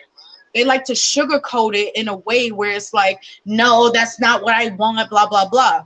Excuse me. But all in all, I understand that everyone is a sexual creature. It's just about a certain level of sexual discipline that men and women actually need. And so that's what I do by being a sensual therapist and a sexologist. I teach people how to properly channel their sexual energy into a craft, a passion, whatever it is that they are trying to do or create or build, right? In order to make it profitable or make it, you know, bubble or blow or something of the sort. But if you are an individual that just feels you can put out your sexual energy and you have no form of missionary reasoning behind that, meaning that's just what you want.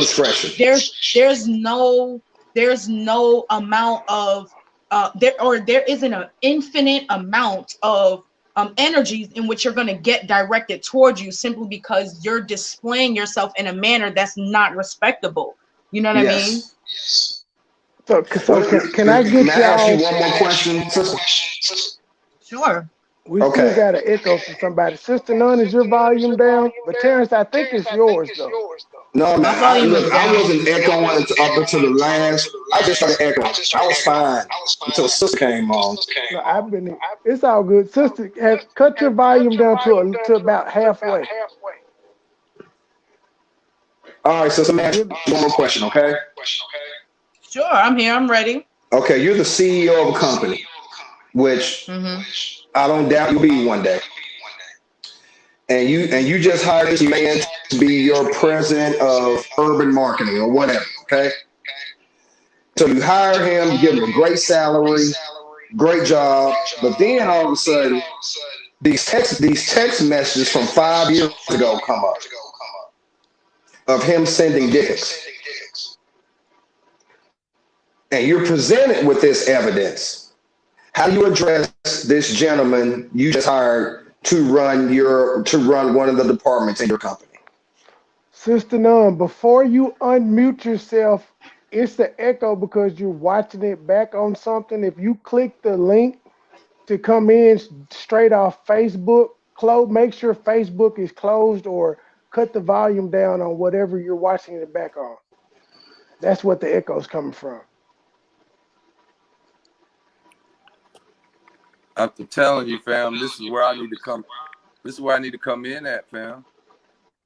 Like straight up. But before you come in, because I see I'm the only nigga that disagrees with this. Can one of y'all ask me?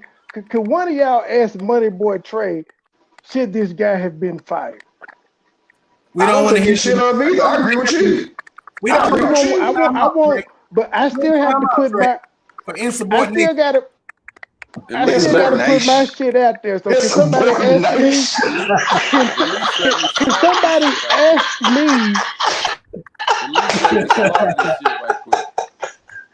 Fuck you, tough love. Fuck you, third eye live. Sister Nunn, you said insubordination. Can somebody ask me? Ain't no doubt I want to ask you shit as a host. You don't know, Bob Barker. Listen to your panel. All right. You know what I'm saying? So look.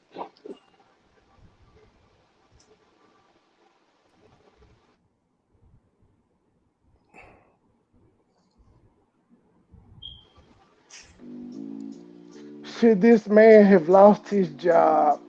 Hell fucking Hey man, you're no. ugly. Go back to the panel, This please. bitch said she wanted to meet with him, wanted You're to being go out heavy-handed, on dates Mark. with Money this man. boy. Go back to the This panel, bitch please. then was like, okay, I'll send pictures. I didn't know the customs. The man sent the picture of his dick with a bulge. He asked, was it too much? The bitch didn't say yes or no. Like, what the fuck is wrong with this bitch? Like, if I see a picture of a pussy that come through my phone that I don't like, I'm gonna tell the bitch, stop doing it. I'm not gonna wait months to do it. I'm going to tell her right then. But you know what else? I have a block button on my fucking phone. So even if they were sending unsolicited pussy pics, I could block it. I'm not saying the dude wasn't desperate. I'm not saying he was Steve Urkel. I'm saying the man shouldn't have lost his job. For you Can you guys admit? Can and you you admit he was gals on stupid? for you guys and you gals on the panel, imagine y'all meeting a random bitch in an elevator. Y'all are talking, it's cool. You send her a pic of your dick. She doesn't respond back. You keep texting. She finally responds back saying Money it's boy. inappropriate. Can you Okay, admit the guy yeah, was yeah, okay, stupid? sir, can I finish? I will kick you out. Can I finish? I'm just trying to. I want you to put yourself in this guy's shoes. So you've met this bitch. You sent her a dick pic after y'all been talking. Y'all done went on a date and all of that. And she's all of a sudden like, hey, oh, this is weird. And you say, you know what, ma'am? I apologize. You go on about your life and you get fired. This woman didn't work for you. You didn't know this woman other than y'all met in the elevator. Why in the fuck would you lose your job for being desperate like Steve Urkel? I don't give a fuck if he sent this I dick agree pic. with you, but can you at Sending a least dick. admit the man was stupid? Wait, Can you at wait, least admit he was wait a stupid? second, sir. Wait a second, sir. You will have a chance to rebuttal. I'm almost done. Sending a dick pic is not against the fucking law. That was not his But fucking being in his employee. position wasn't This stupid. man shouldn't have lost his job because that bitch at any time could have responded back when he said, was this too much? When he sent his dick pic and she got quiet, he knew he went over the line. That's why he asked. And at no point did she say no. And then when she did, the man apologized. 5 years later, he loses his job for just talking to a woman. That shit's not right. It Can wasn't you at sexual least admit harassment. that he played himself? He played himself. I will agree with that. I will say the Mets should have trolled him and had like clips of Steve Urkel floating around. Like, nigga, you desperate. Like, who sent Rating, 60 rating, messages? Go ratings ahead, Sniffy. boost is murking you right now. He said it all. Who? You said like 5 minutes of shit. He said it all in one statement. He played himself. That's all. Yeah, I'm he gonna did, spend. but he shouldn't have lost his job. I'm gonna spend 2 minutes if you allow explaining why he played himself, and that's why he should have lost his job. Just fill me out. All right. So look, brother Mario already cracked the code. That's why I like the panel. He said it. Do you value your job? You keep asking, should he have lost his job? Do you value your job? Mario already said it. That means Mario knows this clown that you reading the article on did not value his job. So he already cracked the code. Fam is over there cracking the code real fucking simple. He played himself. So what did he do? He solicited a woman sexually that's just not into you. You remember that white people movie? It's not He's a just crime. not into you. She's just not into you. You know, whatever the fuck it was. Like, come on, fam. She wasn't into him, and he played himself. Now watch this. Here's the That's not a kicker. crime, though. That's Here's not a the kicker. fireable offense. Should he have lost his job at that angle? Not just yet. But here's the kicker. You got to ask yourself. This is where Memphis come into play. And only Memphis gonna help you answer this one, money boy. You gotta ask yourself, did his boss catch him in some type of sexual inappropriate way? Or did a woman set him up? And I'm gonna repeat that one time for the slow people.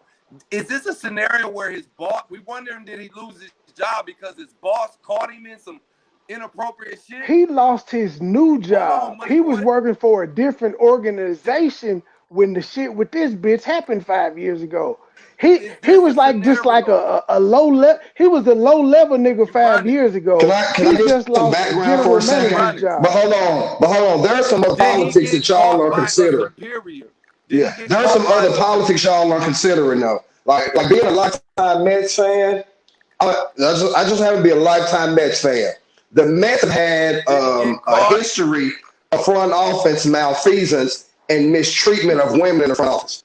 They've had this history. So when the owner found out about this, it wasn't that it was so egregiously wrong. It was that, you know what, bro? I just bought this team. I can't have this on my table. I just bought this team. We've been a losing franchise for 20 years. A nigga was dead. We can't start off like this. So as much as he plays him, he's a victim of the politics of the situation also. You see what I'm saying? Terrence, but I can't start out like what all this man did was text the bitch. She set him up. So my question to you guys later, she set him up. My question to you gentlemen is: are you saying that he was not within the Mets franchise once these allegations came up? No, he wasn't. No, he was not. When the incident happened 5 years ago, he just got hired as GM. He got hired like a few months ago. I don't give a fuck where he was at. Yeah. So the Mets have had a history of malfeasance when it comes to their front office. They've been a losing franchise for 25 years. A new owner just bought the team, and so I'm a new owner. I just paid $2 billion for a franchise, and this gets laid on my table. So there's a whole lot of other things playing into it.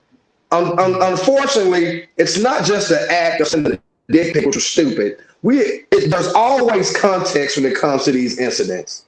And the context right now says dude has to go. I disagree with it. I think he should have lost his job. But the context of the situation says he has to go. But there's a reason why, again, once this was presented, two things could have happened. One, they could have settled and a fine could have been paid or something like that. Or two, they could have said, okay, if you don't want to do anything or acknowledge it, then we'll make this public. So the question is, what actually happened? Like you were saying, what's the backstory to make them want to go public with it? Me personally, I really don't give a fuck about this. But since MoneyBoy presented it on the panel, I must respond and say, I feel like this. If you value your job, if you're taking care of your family, you're taking care of yourself as a man or being a provider and a protector, then you're not going to put yourself in those compromising positions. Just like sister. Bruh, why are you sitting here acting like you've never sent a dick pic in your life?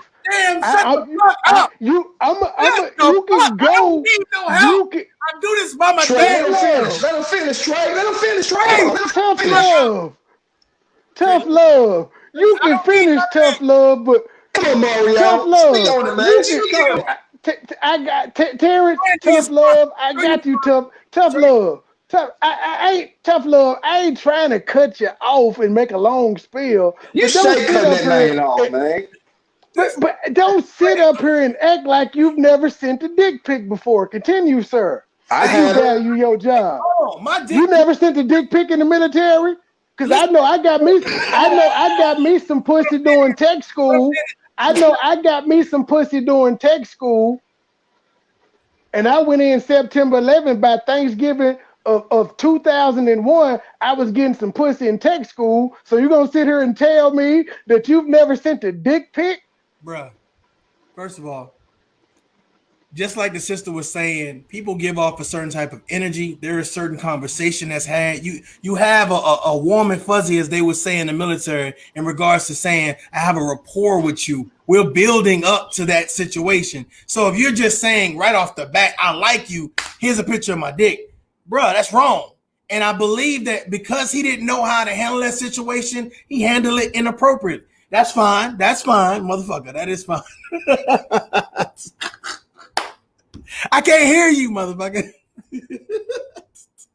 I can't hear I'm you. saying we can still hear you talk. I'm just doing theatrics. Go ahead. That's unfair, bro. What you doing right now? That's unfair. It's not because I'm showing my face. Keep Go talking. back to We the can hear panel, you. man. You ugly. Go back to the You panel, can see nigga. your face.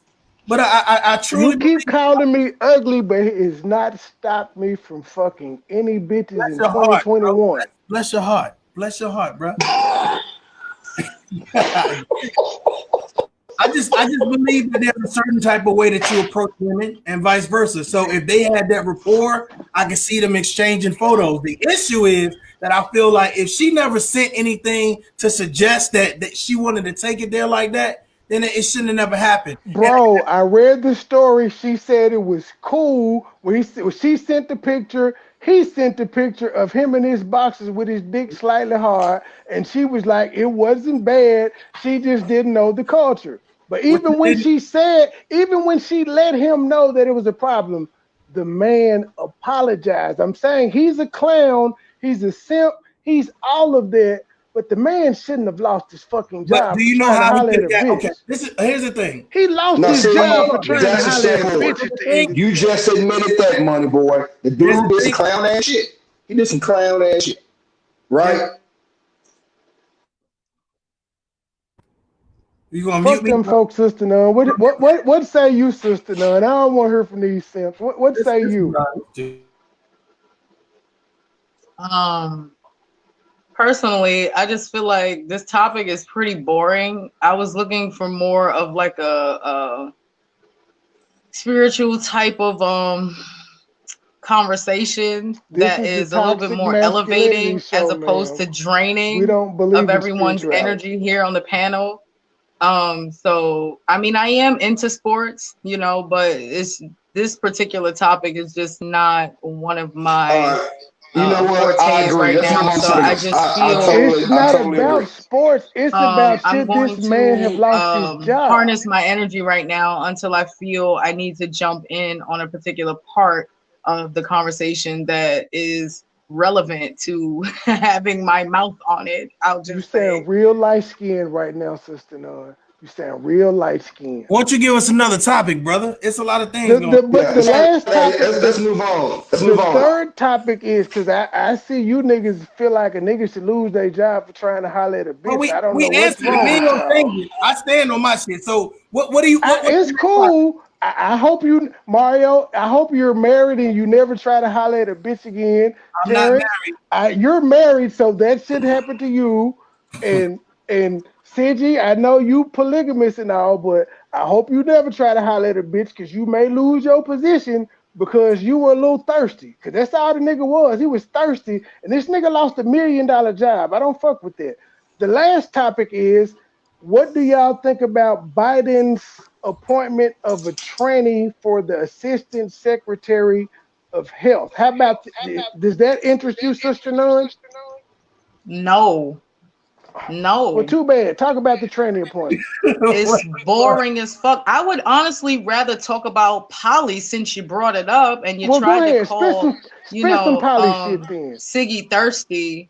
So I You would actually like to speak about poly style relationships from go the ahead. woman's perspective and What's why I think poly? Black women especially have so much trouble with allowing other women into the relationship. You So got the What's a that's a floor. Kick poly? your topic What's that a shit. poly though, interests sister? me. Kick your shit. You got the floor. I'm slow on So poly. what you say? What's a poly style relationship? So poly is basically the umbrella of many different subcategories. So you have polyandry, which is a woman with multiple husbands. You have polygyny, which is a man with multiple wives.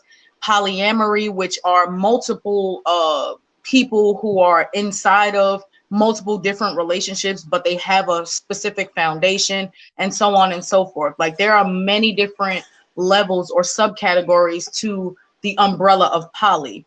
So what I particularly subscribe to and am an advocate for is polygyny, which is a man or god or king with multiple wives. The reason why I say that is because initially before my levels of enlightenment, I did not subscribe to that whatsoever. I was trying to be monogamous. I wanted to be, you know, in every past relationship that I've, you know, been in with those particular young men, I wanted to be their one and only wives and all this type of shit, but not knowing that they were going to have women on the side anyway. You know what I mean? So I So was your feelings was always hurt.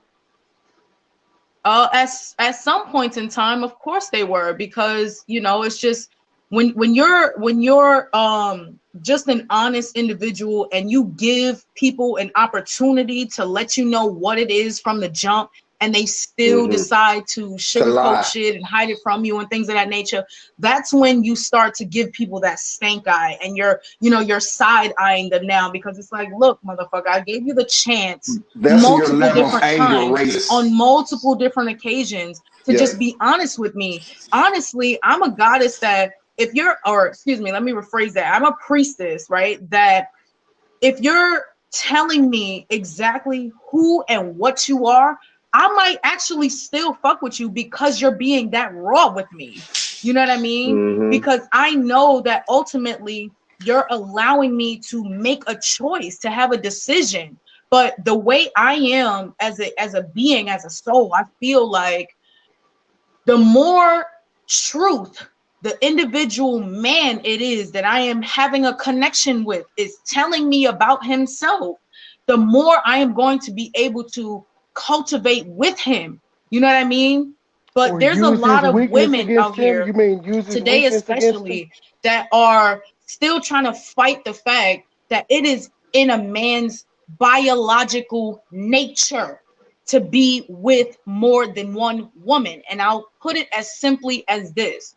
If that wasn't the case, why are men allowed to get multiple women pregnant at the same fucking time? Whereas women can only carry one child or two children, you know, some of those rare cases at, at a time. Where have So you been my all my goal life? is to get women out of their toxic mentalities of thinking that they have to trap, suffocate, hold on to for so long and so strong, you know, to the individuals that they are dating, that they are in these long-term commitments with, and so on and so forth, that you have to allow space in your relationships. If you as an individual do not know how to handle space, then there's something wrong about with you you. and about your mentality that you have to do some deep healing on, and get some levels of introspection on yourself and figure out why it is that you feel that you can't be a fucking lone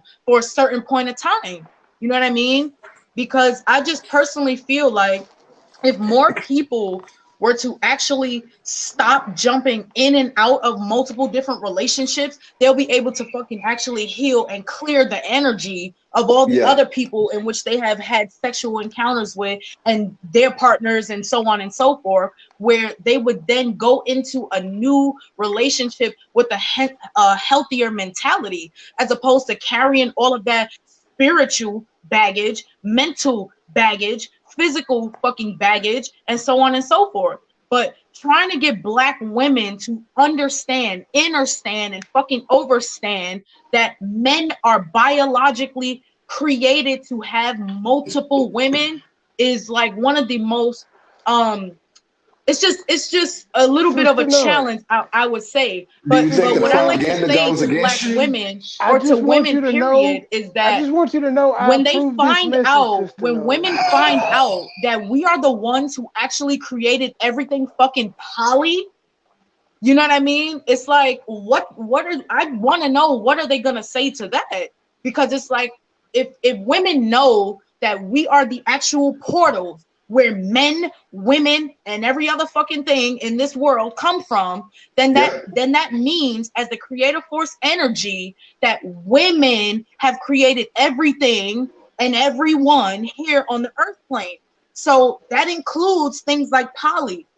But trying to get women to do some deep levels of meditation on that level of introspection it's just funny to me, but I do enjoy it, because I just think that it's a definitely a lifestyle. It's not just a fucking movement that everybody is trying to make. It's not just a wave that everybody and anybody can ride. Like, you literally have to be a part of that particular growing process to know how that relationship dynamic can actually work. And the fucked up thing is, a lot of people, they think that it is just sexually based, when that's only half of the conversation. Because obviously, in order to raise a child, it takes a village, right? But how the fuck is there ever going to be a village if the women hate each other? Do you have and any they're children talking yourself? about each other's children and so on and so forth? You know what Do I you mean? have any Because they're children? fighting over the same penis in which they both fucking ride at many Sister different Nut. times of the day. Sister You know what I Nut. mean? Sister Nut, do you have any Sometimes children? No, I don't have any children yet. Okay. I would love some children, You know but what? I just Okay. you want to know, let Hey, you know, when look. that ma'am. time presents Look. itself, Ma'am. then Look. I will. If y'all can bear being patient with me, what you said was so enlightening. I just have a couple of questions. I'm moved. I'm really moved by what you said. I really am. Mhm. How do you develop the the necessary security in oneself to accept a man having different partners? Can we go back to the panel, please? Okay, that was a beautiful question. So I definitely feel like everything starts with yourself, right? So if you are not willing, first and foremost, to look yourself in the mirror and tell yourself your own forms of truth in which you are willing to accept, regardless if you like them or not, then it's going to be a lot harder for you to begin to grow in a particular direction that can essentially expand or expound your mind. So for me, I would just say I was actually just literally born this fucking way. You know what I mean? It's just that particular part in my mind was locked for a certain amount of time. But other than that, once people start doing different forms of research and questioning every single thing that they thought they have ever known, that's when these different levels of enlightenment begin to occur. You know what I mean? But you have to, as they say in the what is it, the Christian text or a biblical text or whatever, right? That fiction novel, I should say, rather. Don't They do say, that. Parents will ask argue and you. ye shall receive. You know what I mean? So, but there's a lot of people, or a lot of women, I would just say, that are afraid to even ask, even though we will intuitively know that our man is seeing another woman and all this shit, because we don't want to ask, because we know exactly what he's going to say. We know he's going to say the lie. We know he's going to say the fucking story, and so on and so forth. But we are so frightened of our own forms of truth, meaning, let's say we were fucking around with some other dude and all this type of shit, but then we'll allow it to like fucking break our hearts and all this shit after us asking our man, like, listen, are you cheating on me, blah blah blah, or whatever, but it's just, for me as an individual, I was born with the energy, or the level of willingness, I would just say, to look myself in the mirror and basically push myself to see what levels of truth can I actually accept. You know what I mean? Because it does start with you. If you can't accept everything that you feel that are flaws about you, you're going to fucking project that into the world and onto other people. And therefore, you're going to be masking the way you actually truly feel about who you are, what you've been through, and so on. And therefore, you won't be able to accept the way other people's truths can actually be worn, Sister So Nut. I just want So to that's say, what you're Sister saying. Nut. You have to Hold up, accept your Terrence. own truth before you can accept other people's. absolutely, everything begins with you. If you're not willing to look yourself in the mirror or do forms of meditation and things of that nature, where you're like, listen, I know that there are certain things about me that I don't like, or that I do like, and so on and so forth. We have to go through those different levels of trauma that we have already experienced mentally from birth up until this very point, or whatever age, bracket people are in currently. We have to be able to go through those stories all over again, put ourselves in that space, and then finally ask our, spirit guides, ancestors, God, whatever it is people want to, subscribe to in this moment in time. But ask, why is this making me feel this way? Why does this particular dream, vision, or whatever it is continue to keep resurfacing? What lessons is it here that I am not learning? Or what lessons is it that I am missing from this particular cycle in my life? The more people learn to do that, it's like a willingness to let go of just things that are ultimately holding you back from growing. Yeah, one more question, and I'll leave you alone. You say you were born like this. Is there a part of your current mentality that was, you know what, people gonna do what they gonna do regardless of what I do? So let me find my peace. So let me find my peace in developing myself. So is that a big part of this also? Is that, what was that last part of your question? Is that mentality a big part of this also? Absolutely. Been an advocate of that, whether the truth be harsh or, sweet. You know what I mean? People are always going, that's one of the main like quotes or statements that my mother would always tell me growing up. She would always, it was just always around, whether it be in and out through my house, around other family members, friends, so on and so forth. That was just something that was always around. And so now that I have actually grew into that mentality or into that frequency, I can see that whatever it is you do as an individual, people are going to talk regardless. They're going to talk regardless. So why not give them something to talk about, but that it actually makes you happy? You know what I mean?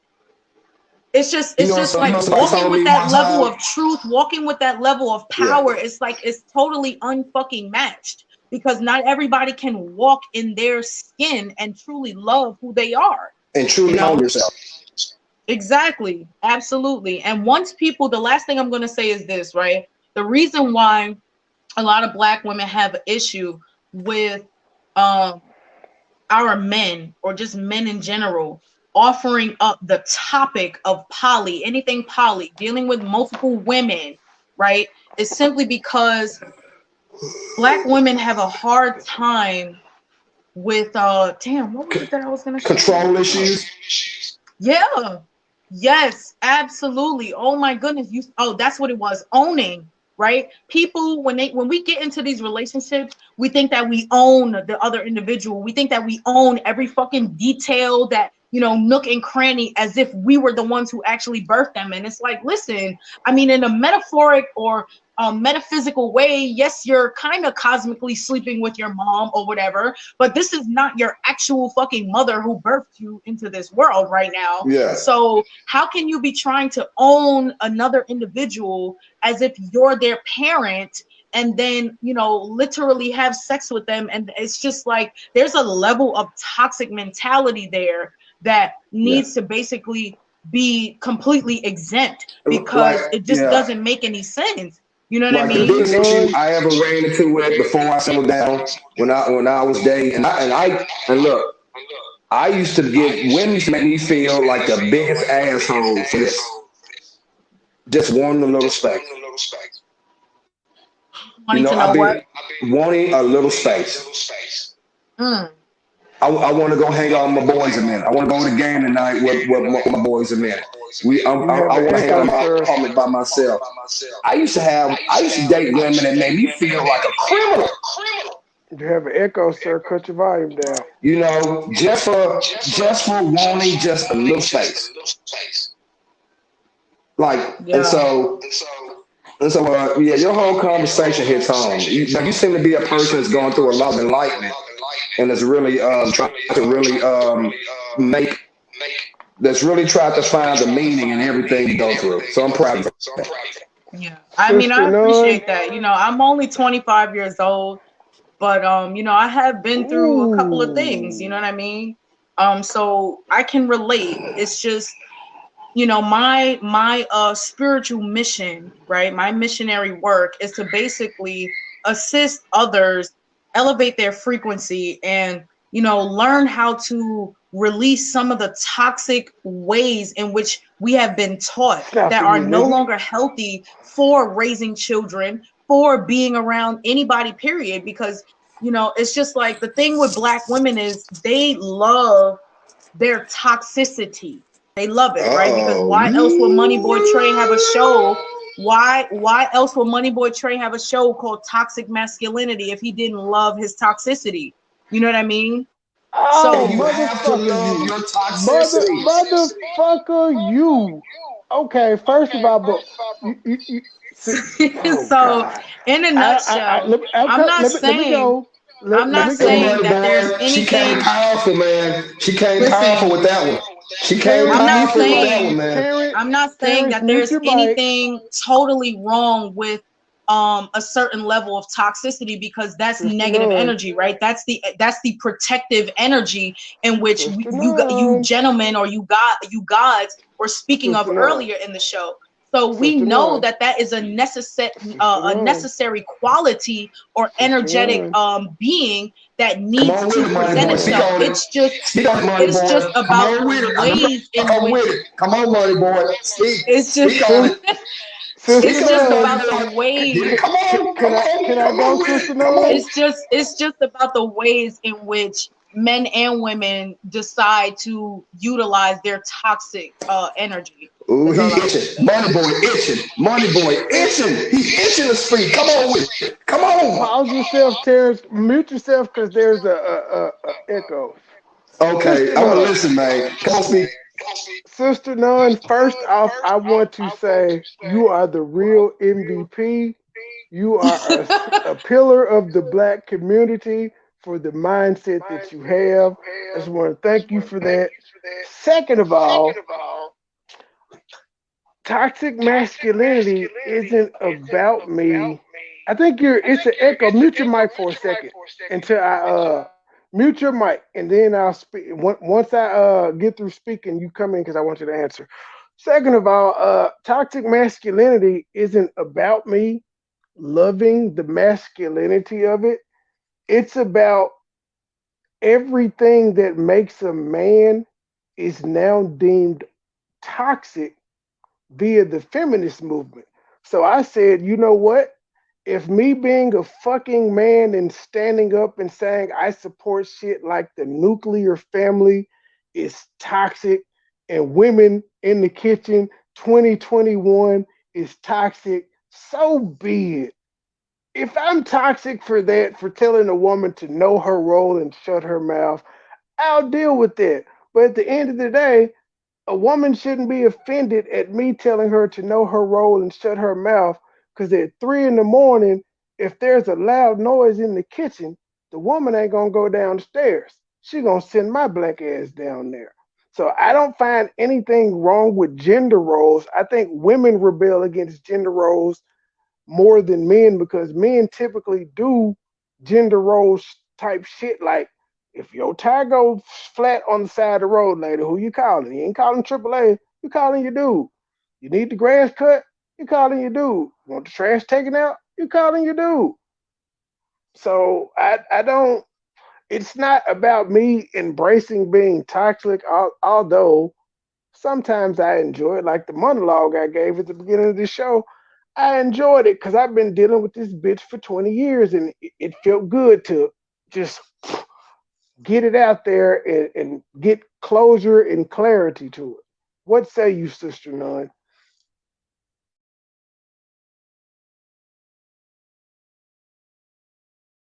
Well, damn it. It looks like everybody cut their cams off and muted themselves. Ladies and gentlemen, thank you for tuning into the Toxic Masculinity Show.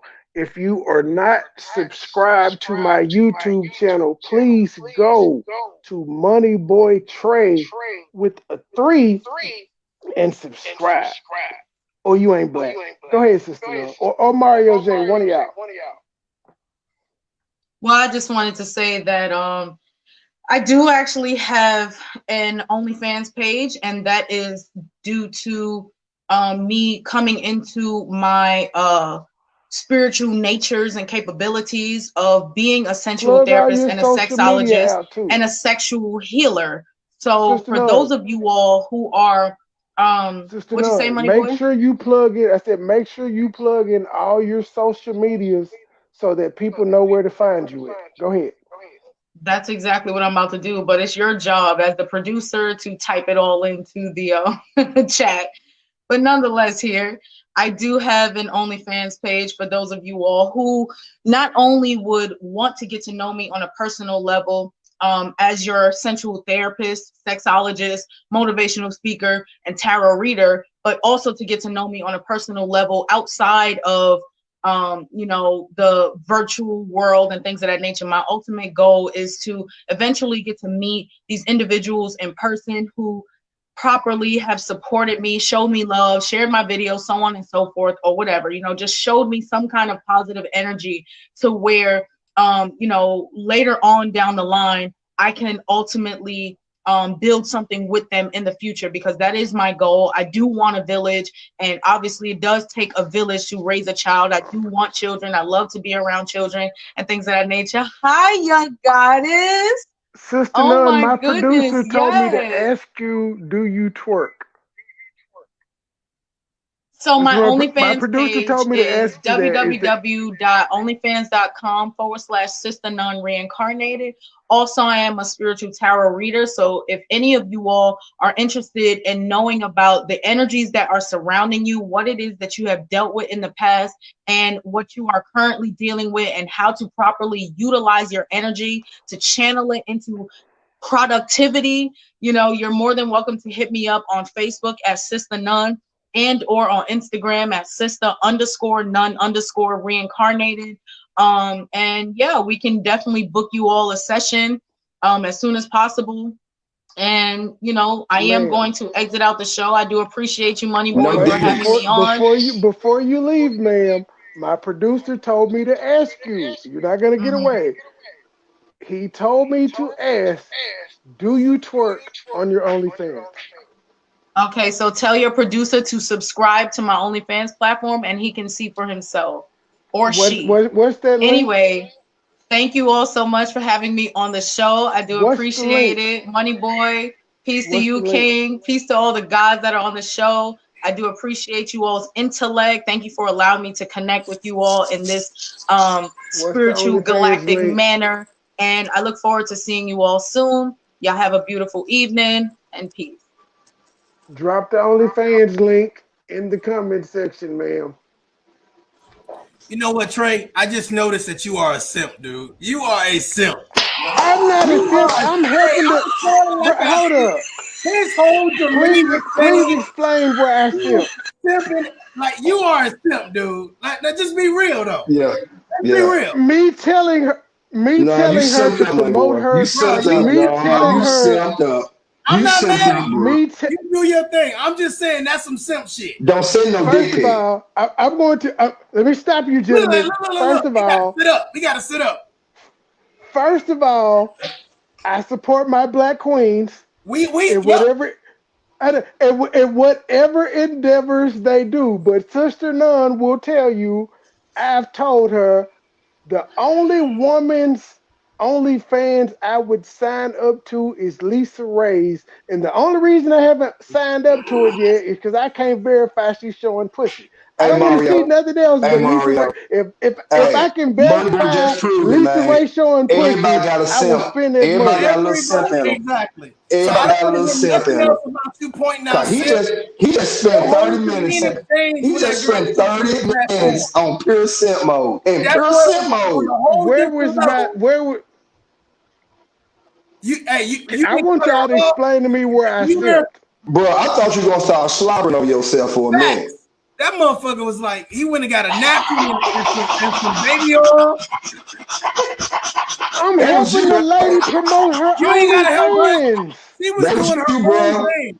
She was over Oh, there. Yes, money I do. boy. A good host A good host helps the No, bro. No, interviewee motherfucker. You promote their brand. No, bro. No, bro. Y'all act like I said I was bro. gonna sign up or ask for a free goddamn Hey, discount. she said he'll be a subscriber But soon. anyway, y'all niggas can sign up for You the OnlyFans. sponsoring her. If she has a Pornhub account, I'll check that out. Cause you know what? Pornhub is free. You stupid, bro. You dumb. Hey, she said you already a sponsor though. Can you confirm or can you confirm? She said you already a The sponsor, sponsor bro. of tonight's show is Bud Light Platinum. Come on, Bud Light Platinum. Bro, Y'all you with just goddamn Budweiser, y'all going in had on three black Mario, niggas saying, calling "What's him a simp. up?" You Bro, about to we get just mad. watch you. We just watch you being simp mode for about 30 minutes. Facts. He was You in in simp mode. Boy, you was in pure simp the mode. media change, Playboy. You was on the attack all look like now he gone. That's what you know. That's what you brother. He going to send her a stack right now. He finna go send a dick pic. He finna go send a dick pic, bro. I don't know what you niggas talking about. I I'm don't not know mad at how you. that is considered Do you? simping. I'm not I mad at don't know how telling the woman to promote her OnlyFans because she you. dropped knowledge Yeah. is simping. First of all, you Yeah. already know she had OnlyFans. She said you a sponsor, so obviously you know where she is. So you You can sending her promote it. money. You sending her money. Oh yeah, you a You sending Oh sponsor. her yes, some money. I know her. You I paid know that her. I girl. know Sigi. I know you. I know Terrence. You sending her some drip, but you ain't sending me money. You pay us, I tell y'all to drop y'all social media, don't I? No, bro. you don't. No, you don't. I never asked to Are drop you my paying social us? media. I want to know if we getting Well, paid. Terrence, you have no. Terrence, you ain't got shit but Facebook, but Mario knows the spiel when he comes on. Hey, hey, listen, I'm just messing with you, man. Hey, listen, to each his own. I'm just I saying. know. Yeah, I'm a I'm just gorilla saying. pimp. Y'all It looks cannot pull my slick. SIM card. And I you're don't have right. one. It Yeah, look a you little do. slick. The nature of your conversation changed. That's all I'm Oh yeah. saying. Oh yeah. I had I to sit just back quiet. understand. I just understand the value of a beautiful light-skinned woman Yeah, and that you popped up on my became more platform. understanding, There you go, and you Simp. became more sensitive, and you became more aware. She wasn't And combative, sir. yeah, Sir, she wasn't I'm combative. Did you combative. see the interview with the? Mario ain't been combative. Did you Mario see ain't the combative in interview 1 with minute. the? Bro, you went in on Did you see Mario the for being a interview simp. You with the want beautiful combative? Sheree Shell? Did you see the interview with the beautiful Sheree Shell? She wasn't combative, and I smiled the whole interview at her. Did you see the I ain't interview with mad. Tamara with it? You ain't gonna admit that you was simping. You ain't gonna admit it. Mario I'm hasn't been not. combative with you for 1 minute, and you went in on him for being a simp. No, cause y'all niggas said this man deserved to be fired for being desperate. I didn't say that. See, I was agreeing with you. Mario See, did. see, I You ain't didn't. got y'all mixed You up. didn't, but Mario did. He deserved to be fired for being stupid. He didn't value. Yes, No, He didn't value what he had going on in his life. bro. I don't know what is going on in his So you should be. So you Money should be Boy. fired for We can hollering at a agree. bitch We for can being agree that desperate. dude played himself, right? We can agree that he played himself. Yes, I agree. That's not a fireable offense. That's something you should be trolled about. Okay, true That's that. something niggas can True. make fun of you But about and be you're not like, in bro, who charge you of thought you $1 billion was, Steve? company Who you though. thought you was, Steve Urkel? You're charging. Hold Why on. keep saying Steve Urkel? I don't get the Steve Urkel comparison. Because Steve Urkel used to chase after Laura Laura, for years. okay, I Yeah, got you. she would Okay. always turn him down, and he kept trying. That was dude there, but this nigga wasn't turned down. She accepted his advances at first. Then when she Hey, sent the did Laura picture, die in real life? no, Myra died. The chick Myra. that played Myra. Yeah. But after he She had sent the cancer or picture of something, right? yeah, after he sent the picture of Okay. himself in the boxers, that wasn't even too much. She was like, it was just kind of confusing, but she said she laughed at that. She Dude, I've laughed. She said, never I've never sent a dick pic in my life. I don't even know I've why sent a someone would do it. few dick pics. I've sent a few dick pics, but that's not something I would do. But Okay, even okay. still, Let me ask you a that's question, not Money a Boy. fireable But let offense, me ask bro. you this question though. Let me ask you this question. Did you read the tea leaves before you sent the dick pic? Did you read the context of the situation? Or did you just randomly You send a got to dick pic? say no. Actually, and I'm gonna be completely transparent here. No, I did not because I thought it was a random bitch on Facebook that I was just talking shit with, and I sent it. Had no idea of it. Little did I know it was baby mama number 3 under a fake fucking account, and she ended up sending that to my goddamn fiance at the time. Remember the chick I was engaged to? Yeah. So you played It was yourself too one time. it was baby mama number 3. Tell The me the one only I thing met. that The one I met the all chick those that I was times. the one that I stayed with in East Memphis. But then Okay, the okay. chick I was engaged to is somebody totally different. But baby mama number 3 played me like that to say to my fiance, "This what your nigga doing." The only thing that saved me about that saying I was just dumb, I sent a dick pic, I didn't fuck her, was that she tried to act like she knew where I stayed. And so with my baby mama on the phone, I said, "Well, bitch, if you've been over here and I fucked you in the house like you said, describe our household. What does our house look like as soon as you walk in?" And she couldn't do it. So no, I did not read the tea leaves once when I sent the dick pic. But that's still not a fireable offense. I couldn't imagine me Yeah. going to my job and the job saying, "Hey man, you got fired because you sent this bitch on Facebook your dick pic." They get a bitch that gave you her Bro, number. I agree with you. It's not a fireable offense. But let me say again, I just so happen to be a lifetime Mets fan. And their front office has dealt with a lot of tumult. It's been very. I mean, look, the previous owner got built in the Ponzi scheme of Bernard Madoff. They've had multiple sexual harassment charges. That whole The front office has wheel been bonds. chaos. They're the wheel bonds. And so you're the owner, the new owner, and after you pay your $2 billion for this franchise, this gets laid across your desk. Okay? That's all I'm saying. Dude played Is himself. it Do a I think fireable offense well, though? bro, Fuck well all look, that. bro. Is If I'm the owner of the baseball team and you're my GM, I can call you to my office, fire you myself, and I still think you should be fired. You see what I'm saying? Because bro, of the I'm politics just around the saying. situation. I'm just saying, just like how I said earlier, if they can ban Donald Trump, the most powerful man in the Bro, you world, know it's from a different social standard. They changed media, the standards. no, They changed the standards, bro. no, it's not. Because I'm saying if this guy who was the fucking GM of the New York Mets can lose his job for sending text messages not to a coworker, not to a subordinate, but to a random bitch 5 years ago, if he can lose his job, what recourse do a person like you, me, Bruh, or Mario have? Normal Bruh, people. Joe Biden goes around smelling people. I mean, But I'm saying, fuck that. But he got in the because he bruh, was, the hypocrisy you speaking but of see, is obvious. Joe Biden, the Joe Biden point takes away from what I'm saying. Fuck Joe Biden. Just like us three normal people, we've all did some fuck shit texting women that didn't work with us. Keep in mind, she didn't work with him. She was just a random bitch that she met. They both had jobs in baseball. He was desperate and he lost his job. He was at a Yep. completely different job 5 years ago. And what I'm saying is, fellas, like this should be scary to you because he literally did nothing wrong. He didn't It's cancel sexually culture, harass bro. her. It's What cancel culture. It's cancel culture. it is. That's what I'm saying. It's dangerous. Why I would it be agree. It's scary? cancel culture, but it's dangerous. It shouldn't be No, allowed to happen. no. This man lost his job for simply sending a dick pic.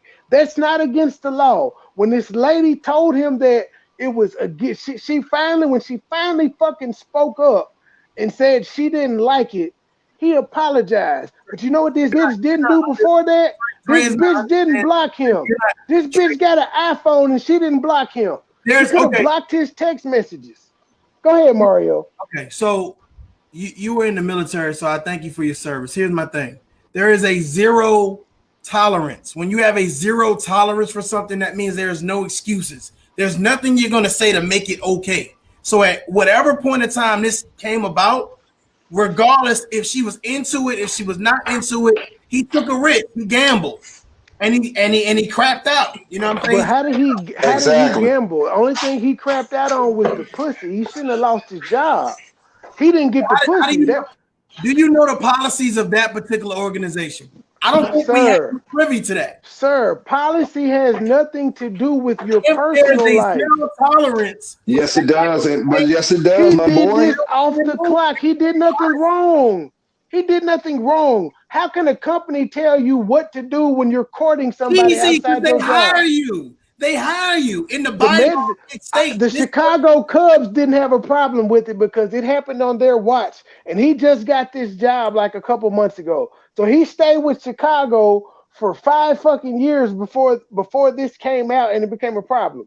What I'm saying is you should be scared because he literally did nothing wrong. I could see if she was his secretary and she did this. I could see if she worked for the Cubs and he did this. I could see if she worked for the Mets and he did this. This is literally a random bitch on the street that he hollered at and was desperate at. This is something that is deeper than what is being said, bro. She No, it's wanted to not. hurt him. Look, she wanted to hurt him. She could have said, "Send me goddamn 15 grand and I'll go away." She wanted to hurt him. This don't have nothing to do with just sending him a dick pic. He put himself in a vulnerable position.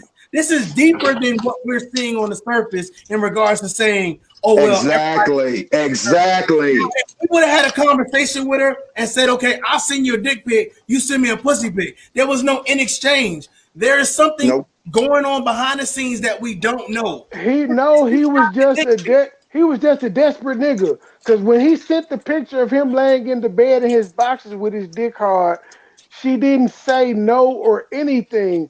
She laughed at it. And so when But money boy, you're not understanding the larger politics when of it. she laughed at it, like he Mario went on and just sent his said, man. But like Mario just said, it's bigger than this, bro. There's a It's larger bigger than narrative what? to all this, man. It's bigger than what? I It's can't bigger than sit, just a dick pic, bro. bro. It's about If I meet a chick, it's about the position you in. It's about the company you work for. It's about the state, the environment you live in, bro. It's about the politics. Like it Mario doesn't matter. said, But what bro, I'm it's saying, bigger than that. It does matter, but Trey. no, what I'm saying is if it can happen to a GM of a fucking Major League Baseball team, what shot do Mario J, MoneyBoy Trey, and Terrence Thomas have? Because we've all done some dumb None. shit. We've None. all done some dumb shit in our lives pursuing a fucking woman. There's been But you some know what? fucking But you woman know that what? we But you know what, wanted money that boy? we But you know what, pursued money and that boy? bitch But guess ignored what? us. He walking away with a buyout. He walking away with millions anyway. He It walking don't, away but with a it's not buyout. right though. Man, If you he ain't gets getting no his buyout. money, Boy, the message that it sends to me is that I need to make sure that I govern myself accordingly when I'm in key positions like that. That's like what it that sends shit. to me. Yep. Because here's the That thing: hoe was foul. since 2016, since that happened till now, this guy that you're talking about has more money than me, and we've been sitting here talking about his dick for how many hours? And he got paid millions to walk away. He got paid millions to walk away, money boy. I guarantee he did. I guarantee he did. You think he resigned? Just all no, they wouldn't have told dude, look, bro, we're gonna give you 4 or 5 mil to just walk away quietly. Okay? He got paid, bro. Jared Porter, I don't know what these simping ass coons are talking about, but sir, I stand with you. I believe you were fired unjustly. If you would like to interview with me, please hit me up, moneyboytradebooking at Are you making somebody gmail.com, up? Are you making someone up? Jared Porter. Please, Jared Porter, if you hear this, I would love to interview you because I stand with you. Holler at me. MoneyBoyTradeBooking at gmail.com. Go ahead, gentlemen. What? You out of control, bro. I'm a capitalist. Fuck y'all talking about. This is what I do. I hear you. This is my life. I hear you. I would love to interview this fella. Why not? Hey man, I got to get over to this Man Hell No podcast, but I appreciate you inviting me, bro. Nice meeting you, brother, man. You definitely had a lot of insight. Shout out to the sister Nun that was on the panel, and shout out to the other brother as well. So hopefully we can do your information. Drop your information where they can find you at, and send me the link to wherever the hell y'all going to. Okay, I got you. I'm on it. Deuces. All right, money boy. Terrence. No, well, hold up, sir. I still need to know because you told me you were gonna go in. So, motherfucker, here's your chance. I need to know Put it on how full do you screen. feel? What do you feel about? How do you feel about the appointment of Joe Biden's the tranny lady? It's a sin and a shame. It's a sin and a shame, man. It's a sin and a shame. You know what I'm Speak saying? your We speech. we look.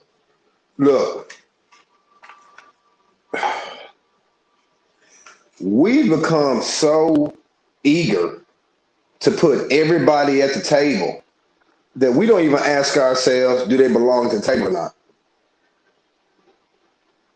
That's all I'm saying. You know, you are not a woman. You are a man. And you putting on a dress don't make you no man. You can cut the ears off a donkey, it don't make it no horse. You know what I'm saying? So it's a sin and a shame. But like I said, you talked about Kamala ain't got no power. No, bro. Kamala got all the power. Not Kamala got unless Biden dies. no, bro. You don't understand. Have you ever seen the movie Manchurian Candidate? I have. Tom Okay, Cruise, Denzel Washington. Joe Biden is the Manchurian Candidate, bro. He has no control. He has no power. He ran for president with no platform, bro. He is controlled by these far leftist agendas, man. Kamala is the president. Make no mistake, she is the president because she is who the far leftists support. Remember now, Joe Biden spent his career as a Sir, moderate Democrat. sir, are you So telling me that there's a fake black woman now running the country? yes, yes, Oh God, yes. I'm scared. Simply because who she has behind her. She's running the country because she has the power brokers behind her. That's why Joe Biden nominated her. You know what I'm saying? The Silicon Valley tech billionaires are in control of the Democratic Party. They wanted Kamala. The money is behind Kamala. The money ain't behind Joe Biden. You have to understand that, man. He's a Manchurian candidate. You know, at least when Donald Trump was president, he was his own man. Agree with him or not, he was his own man. Joe Biden is not. Joe Biden is being steered. He's been steered, man. Come on, money boy. You see this? You got to see this. So, hey, what's up, everybody? Money boy's taking a break. Uh, we are here in the Toxic Masculinity broadcast with your boy Ratings Boost, your boy Money Boy, and we just having us some talk, man. We just doing it up. So feel free to check in with us. Money Boy done took a break. He done muted his mic. He done turned off his cam. I don't know what Money Boy doing, but hopefully he'll be back shortly. So we just gonna sit here, chill, and wait on Money Boy. But I'm gonna keep on with my point, which Go is ahead, sir. Joe Biden is not the president. He just sits behind the desk. Well, The sir, if Senate, what you say is true, I am terrified and afraid because we know well, that bro, you black should have been, women, bro, you should we have been know that black terrified and women afraid are a year ago. irrational. We know that black women are She ain't irrational. black. She ain't black. Okay, well, that's what the media is painting her as. But even if she's not black, You we know can't that paint every women. black woman as irrational. Yes, I can. I paint all black women irrational, all white women, all Asian women, all women. Fuck it, all women are irrational, emotional, and they bleed once a month. What conversation have you had with a woman for more than 5 minutes where they didn't say something stupid? I'll wait. I talk to my wife every day. She don't say stupid stuff. How long have you and your wife been together? 11 years. You've trained her, sir. Oh. It wasn't like that at the beginning. It wasn't even like that when y'all first got married. Fuck that. You've trained her well, sir. And that's why I keep telling you, tell Ann Hook me up with a friend. Hey, I she just made got her appearance earlier in the show when I no. told you to mute your mic. Oh yeah, she was making turkey burgers. Had to go in there. Had to go outside and give me something to eat. Um, Truth be told, I got lucky with my wife. She lives in rationality. She really does. Yeah, But you got lucky because you chose white, sir. you just said all women. But I mean, still all women, but it's still some shit that's better than others. I mean, you didn't go black, Asian. You gotta say Asians better. I won't say Hispanics better because Cardi B done took Offset down through there. So it's really only like Asian and white Bro, women. all your Black children women, by black women. How you gonna bang on black women like that? Your mama Oprah black, your Winfrey sister's has black. never, Oprah Winfrey has never made an honest man out of Stedman, sir. Explain that. Ooh, ooh, You'd heard about Oprah fucking ooh, Gayle. You ain't heard about Stedman fucking no bitches. ooh, ooh, man. If Stedman did want to marry Oprah, would she want to marry him? That's my point. Man. All women are irrational, and she got the power in that relationship. That's why And she you know won't what? marry Oprah that don't want to nigga. share that money, man. He get divorced, man. He get some alimony. That's my point. She ain't dumb, but she knows she got all the leverage in that fucking situation, so she ain't gonna do it. And Oprah don't I'm want not no mad at. kids. I Oprah ain't don't mad at him want for taking no. the guest house though. Me neither. I'll see about her guest house in a minute. To a lot of niggas, that's a 3 bedroom house. If I can fuck her and Gail and have a Shit. guest house, I'll sign me up, sir. Oprah's guest room is a house in Germantown. So What I'll you take it. I'll take it. Shit. If I ain't gotta hear your mouth every night, hell, I'll sleep in the guest room, the guest house, the guest wing, whatever you want to call it. I'm good. I'm Gucci. so so again, these are all women are irrational, But emotional, that, but and they yeah, Joe bleed blood for Biden, money. but Joe Biden, hiring a transsexual, it just shows it just look, bruh, this is the same Joe Biden who bragged about his relationship with Strom Thurmond. Okay, one of the biggest racists in the history of our political landscape. The Okay, this is that Joe original Biden. KKK. Yes, Joe Biden has never been a woke far left Democrat. He's been a status quo, middle of the road Democrat. Now, all of that should let you know that Kamala Harris is the power broker because she has all that Silicon Valley tech money behind her. She's from San Francisco, bro. And may I also add, she also has Nancy Pelosi behind her. Nancy Pelosi is running this thing. Make no mistake about it. She is the power broker in all this. Joe Nancy Biden, Pelosi got her laptop stolen. I'd be surprised for a WikiLeaks exclusive coming up soon. Her bruh, laptop got stolen doing all this shit at the Capitol. bruh, having that laptop in your possession will get you murdered. Not if it's a politician. Well, no, like, okay, suppose one of the Capitol rioters got hold of that laptop, right? The Well, they did person, get it. They stole okay, it. all right. So when they find out who's possessing that laptop, that person is going to they're going to happen to die in a car accident.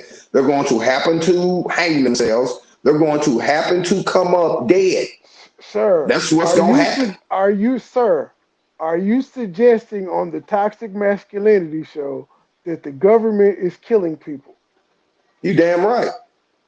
Who if they find that laptop in your possession, The you are going views to of Terrence Thomas are not the views of MoneyBoy Trey and our valued sponsor, Bud Light Seltzer Platinum.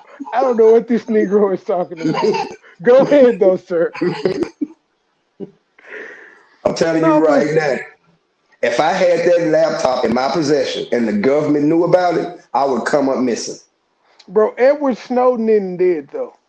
So I mean, if it gets in somebody like his hands or the Can you Assange guy imagine that can owns you imagine from WikiLeaks, that laptop? Can you imagine what's on that laptop, bro? exactly. Can you And imagine? but that came up missing during the shit at the Capitol. That's what that Yeah. came up. Okay, And let's address that. they haven't located it yet. They have not Let's located it yet.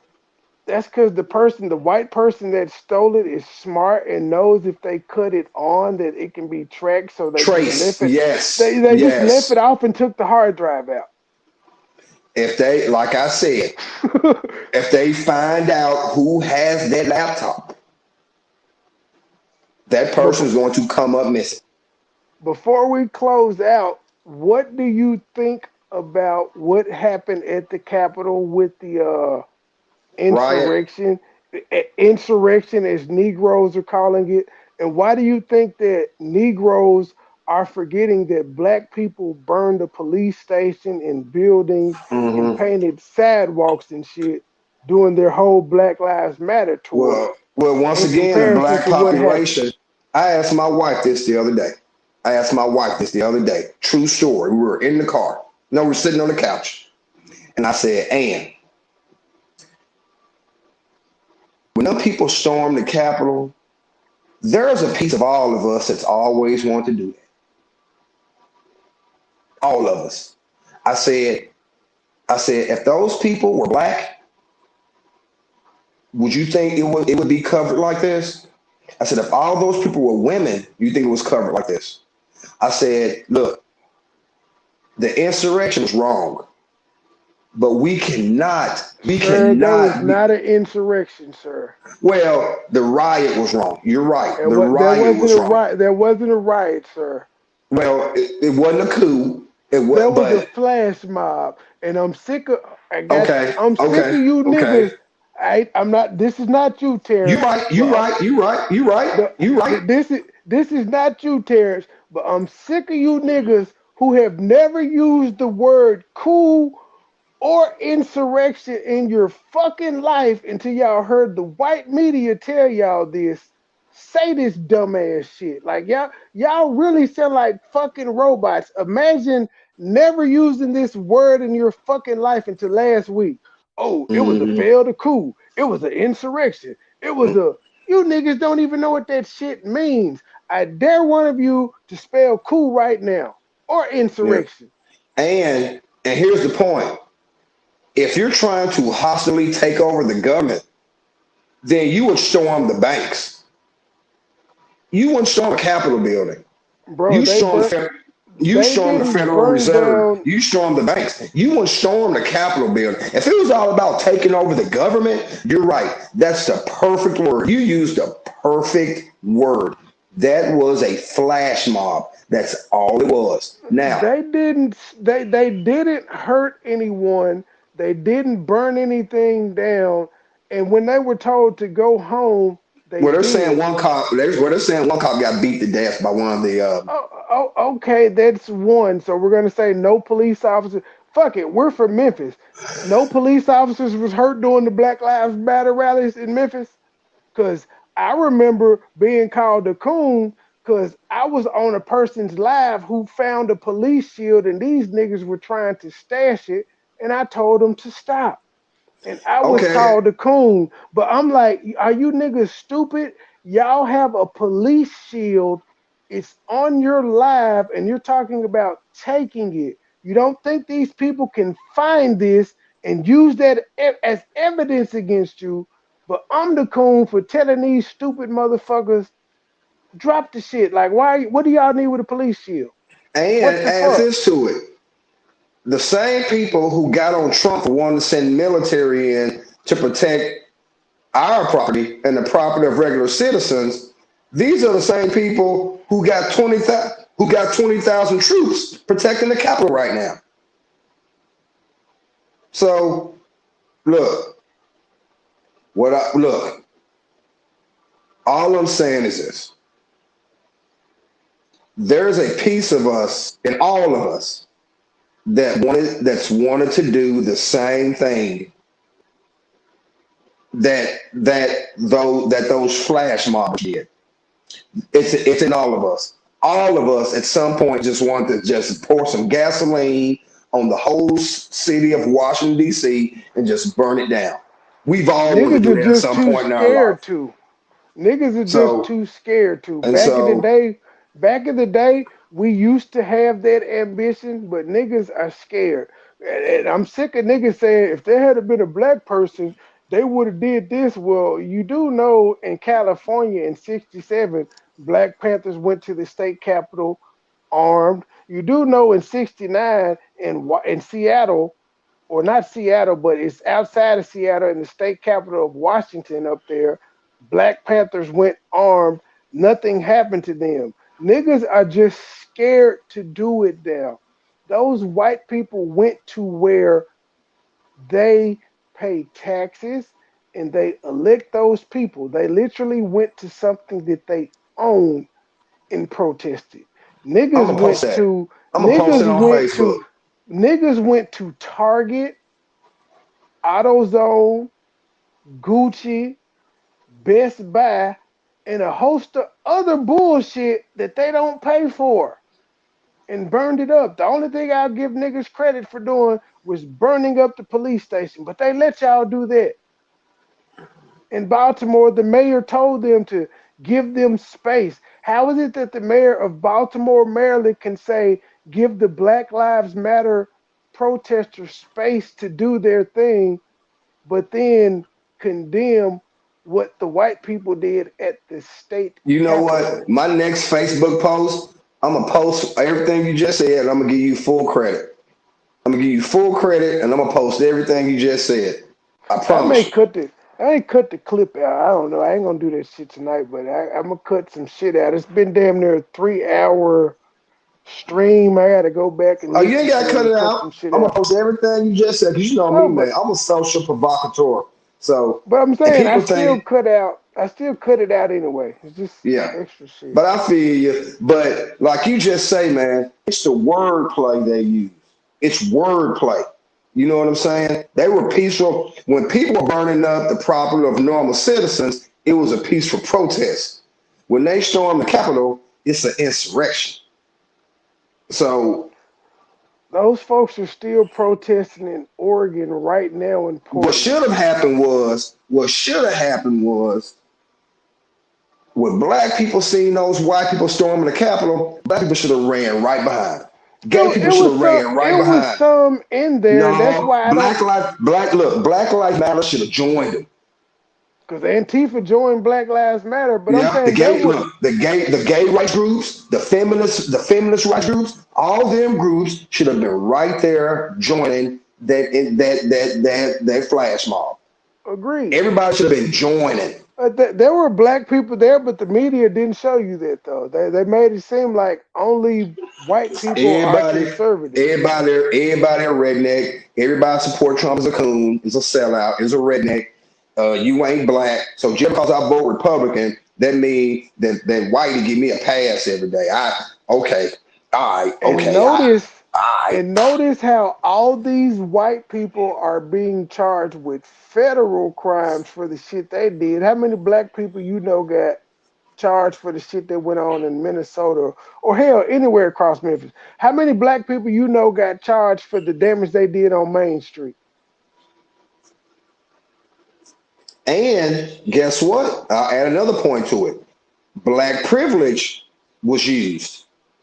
Simply because you couldn't send military in to stop this for fear of losing the narrative on TV. You see what I'm Oh, they saying? could have sent it in. Donald Trump offered to, they declined. But any Democratic senator or governor or leader that would have used the military presence that Trump offered would have gotten killed in the media. They would have gotten killed, and you know it. They would have gotten killed in the media, and you know it. So look, Agreed. bro, it's look, there's I, I don't know what to say about all this stuff, man. I just know that the manipulation is real, the hypocrisy is real, the lies are real, man. All that shit real. And until the black community quit getting led like cattle, until we decide we are no longer will be herded like cattle this way and that way. Like we are so used to being manipulated and treated like cattle that we criticize the independent thinker. We ostracize the person who thinks against the manipulation. We so used to being told we victims that as soon as somebody walk up and say, "You ain't no victim, bruh. You a king, you a queen. You can do it. Get out there and do it." We call that person a sellout. That's where we are. This is where we are, man. This is where we are. I agree, sir. That was well said. And with that, that is how we're going to end Toxic Masculinity Show, episode 35. Once again, Budweiser, Seltzer Platinum. Y'all went out and got them cornball brothers back in the day to say, "What's up?" Them niggas didn't have shit going. I have a show, I have a brand, I have a following, and I drink this shit. So y'all too can hit me up at moneyboytraybooking@gmail.com. And as always, people, like, share, subscribe, comment, and go to my YouTube page, or you ain't black. Thank y'all for tuning in. We are Justice. out. Much love. Peace.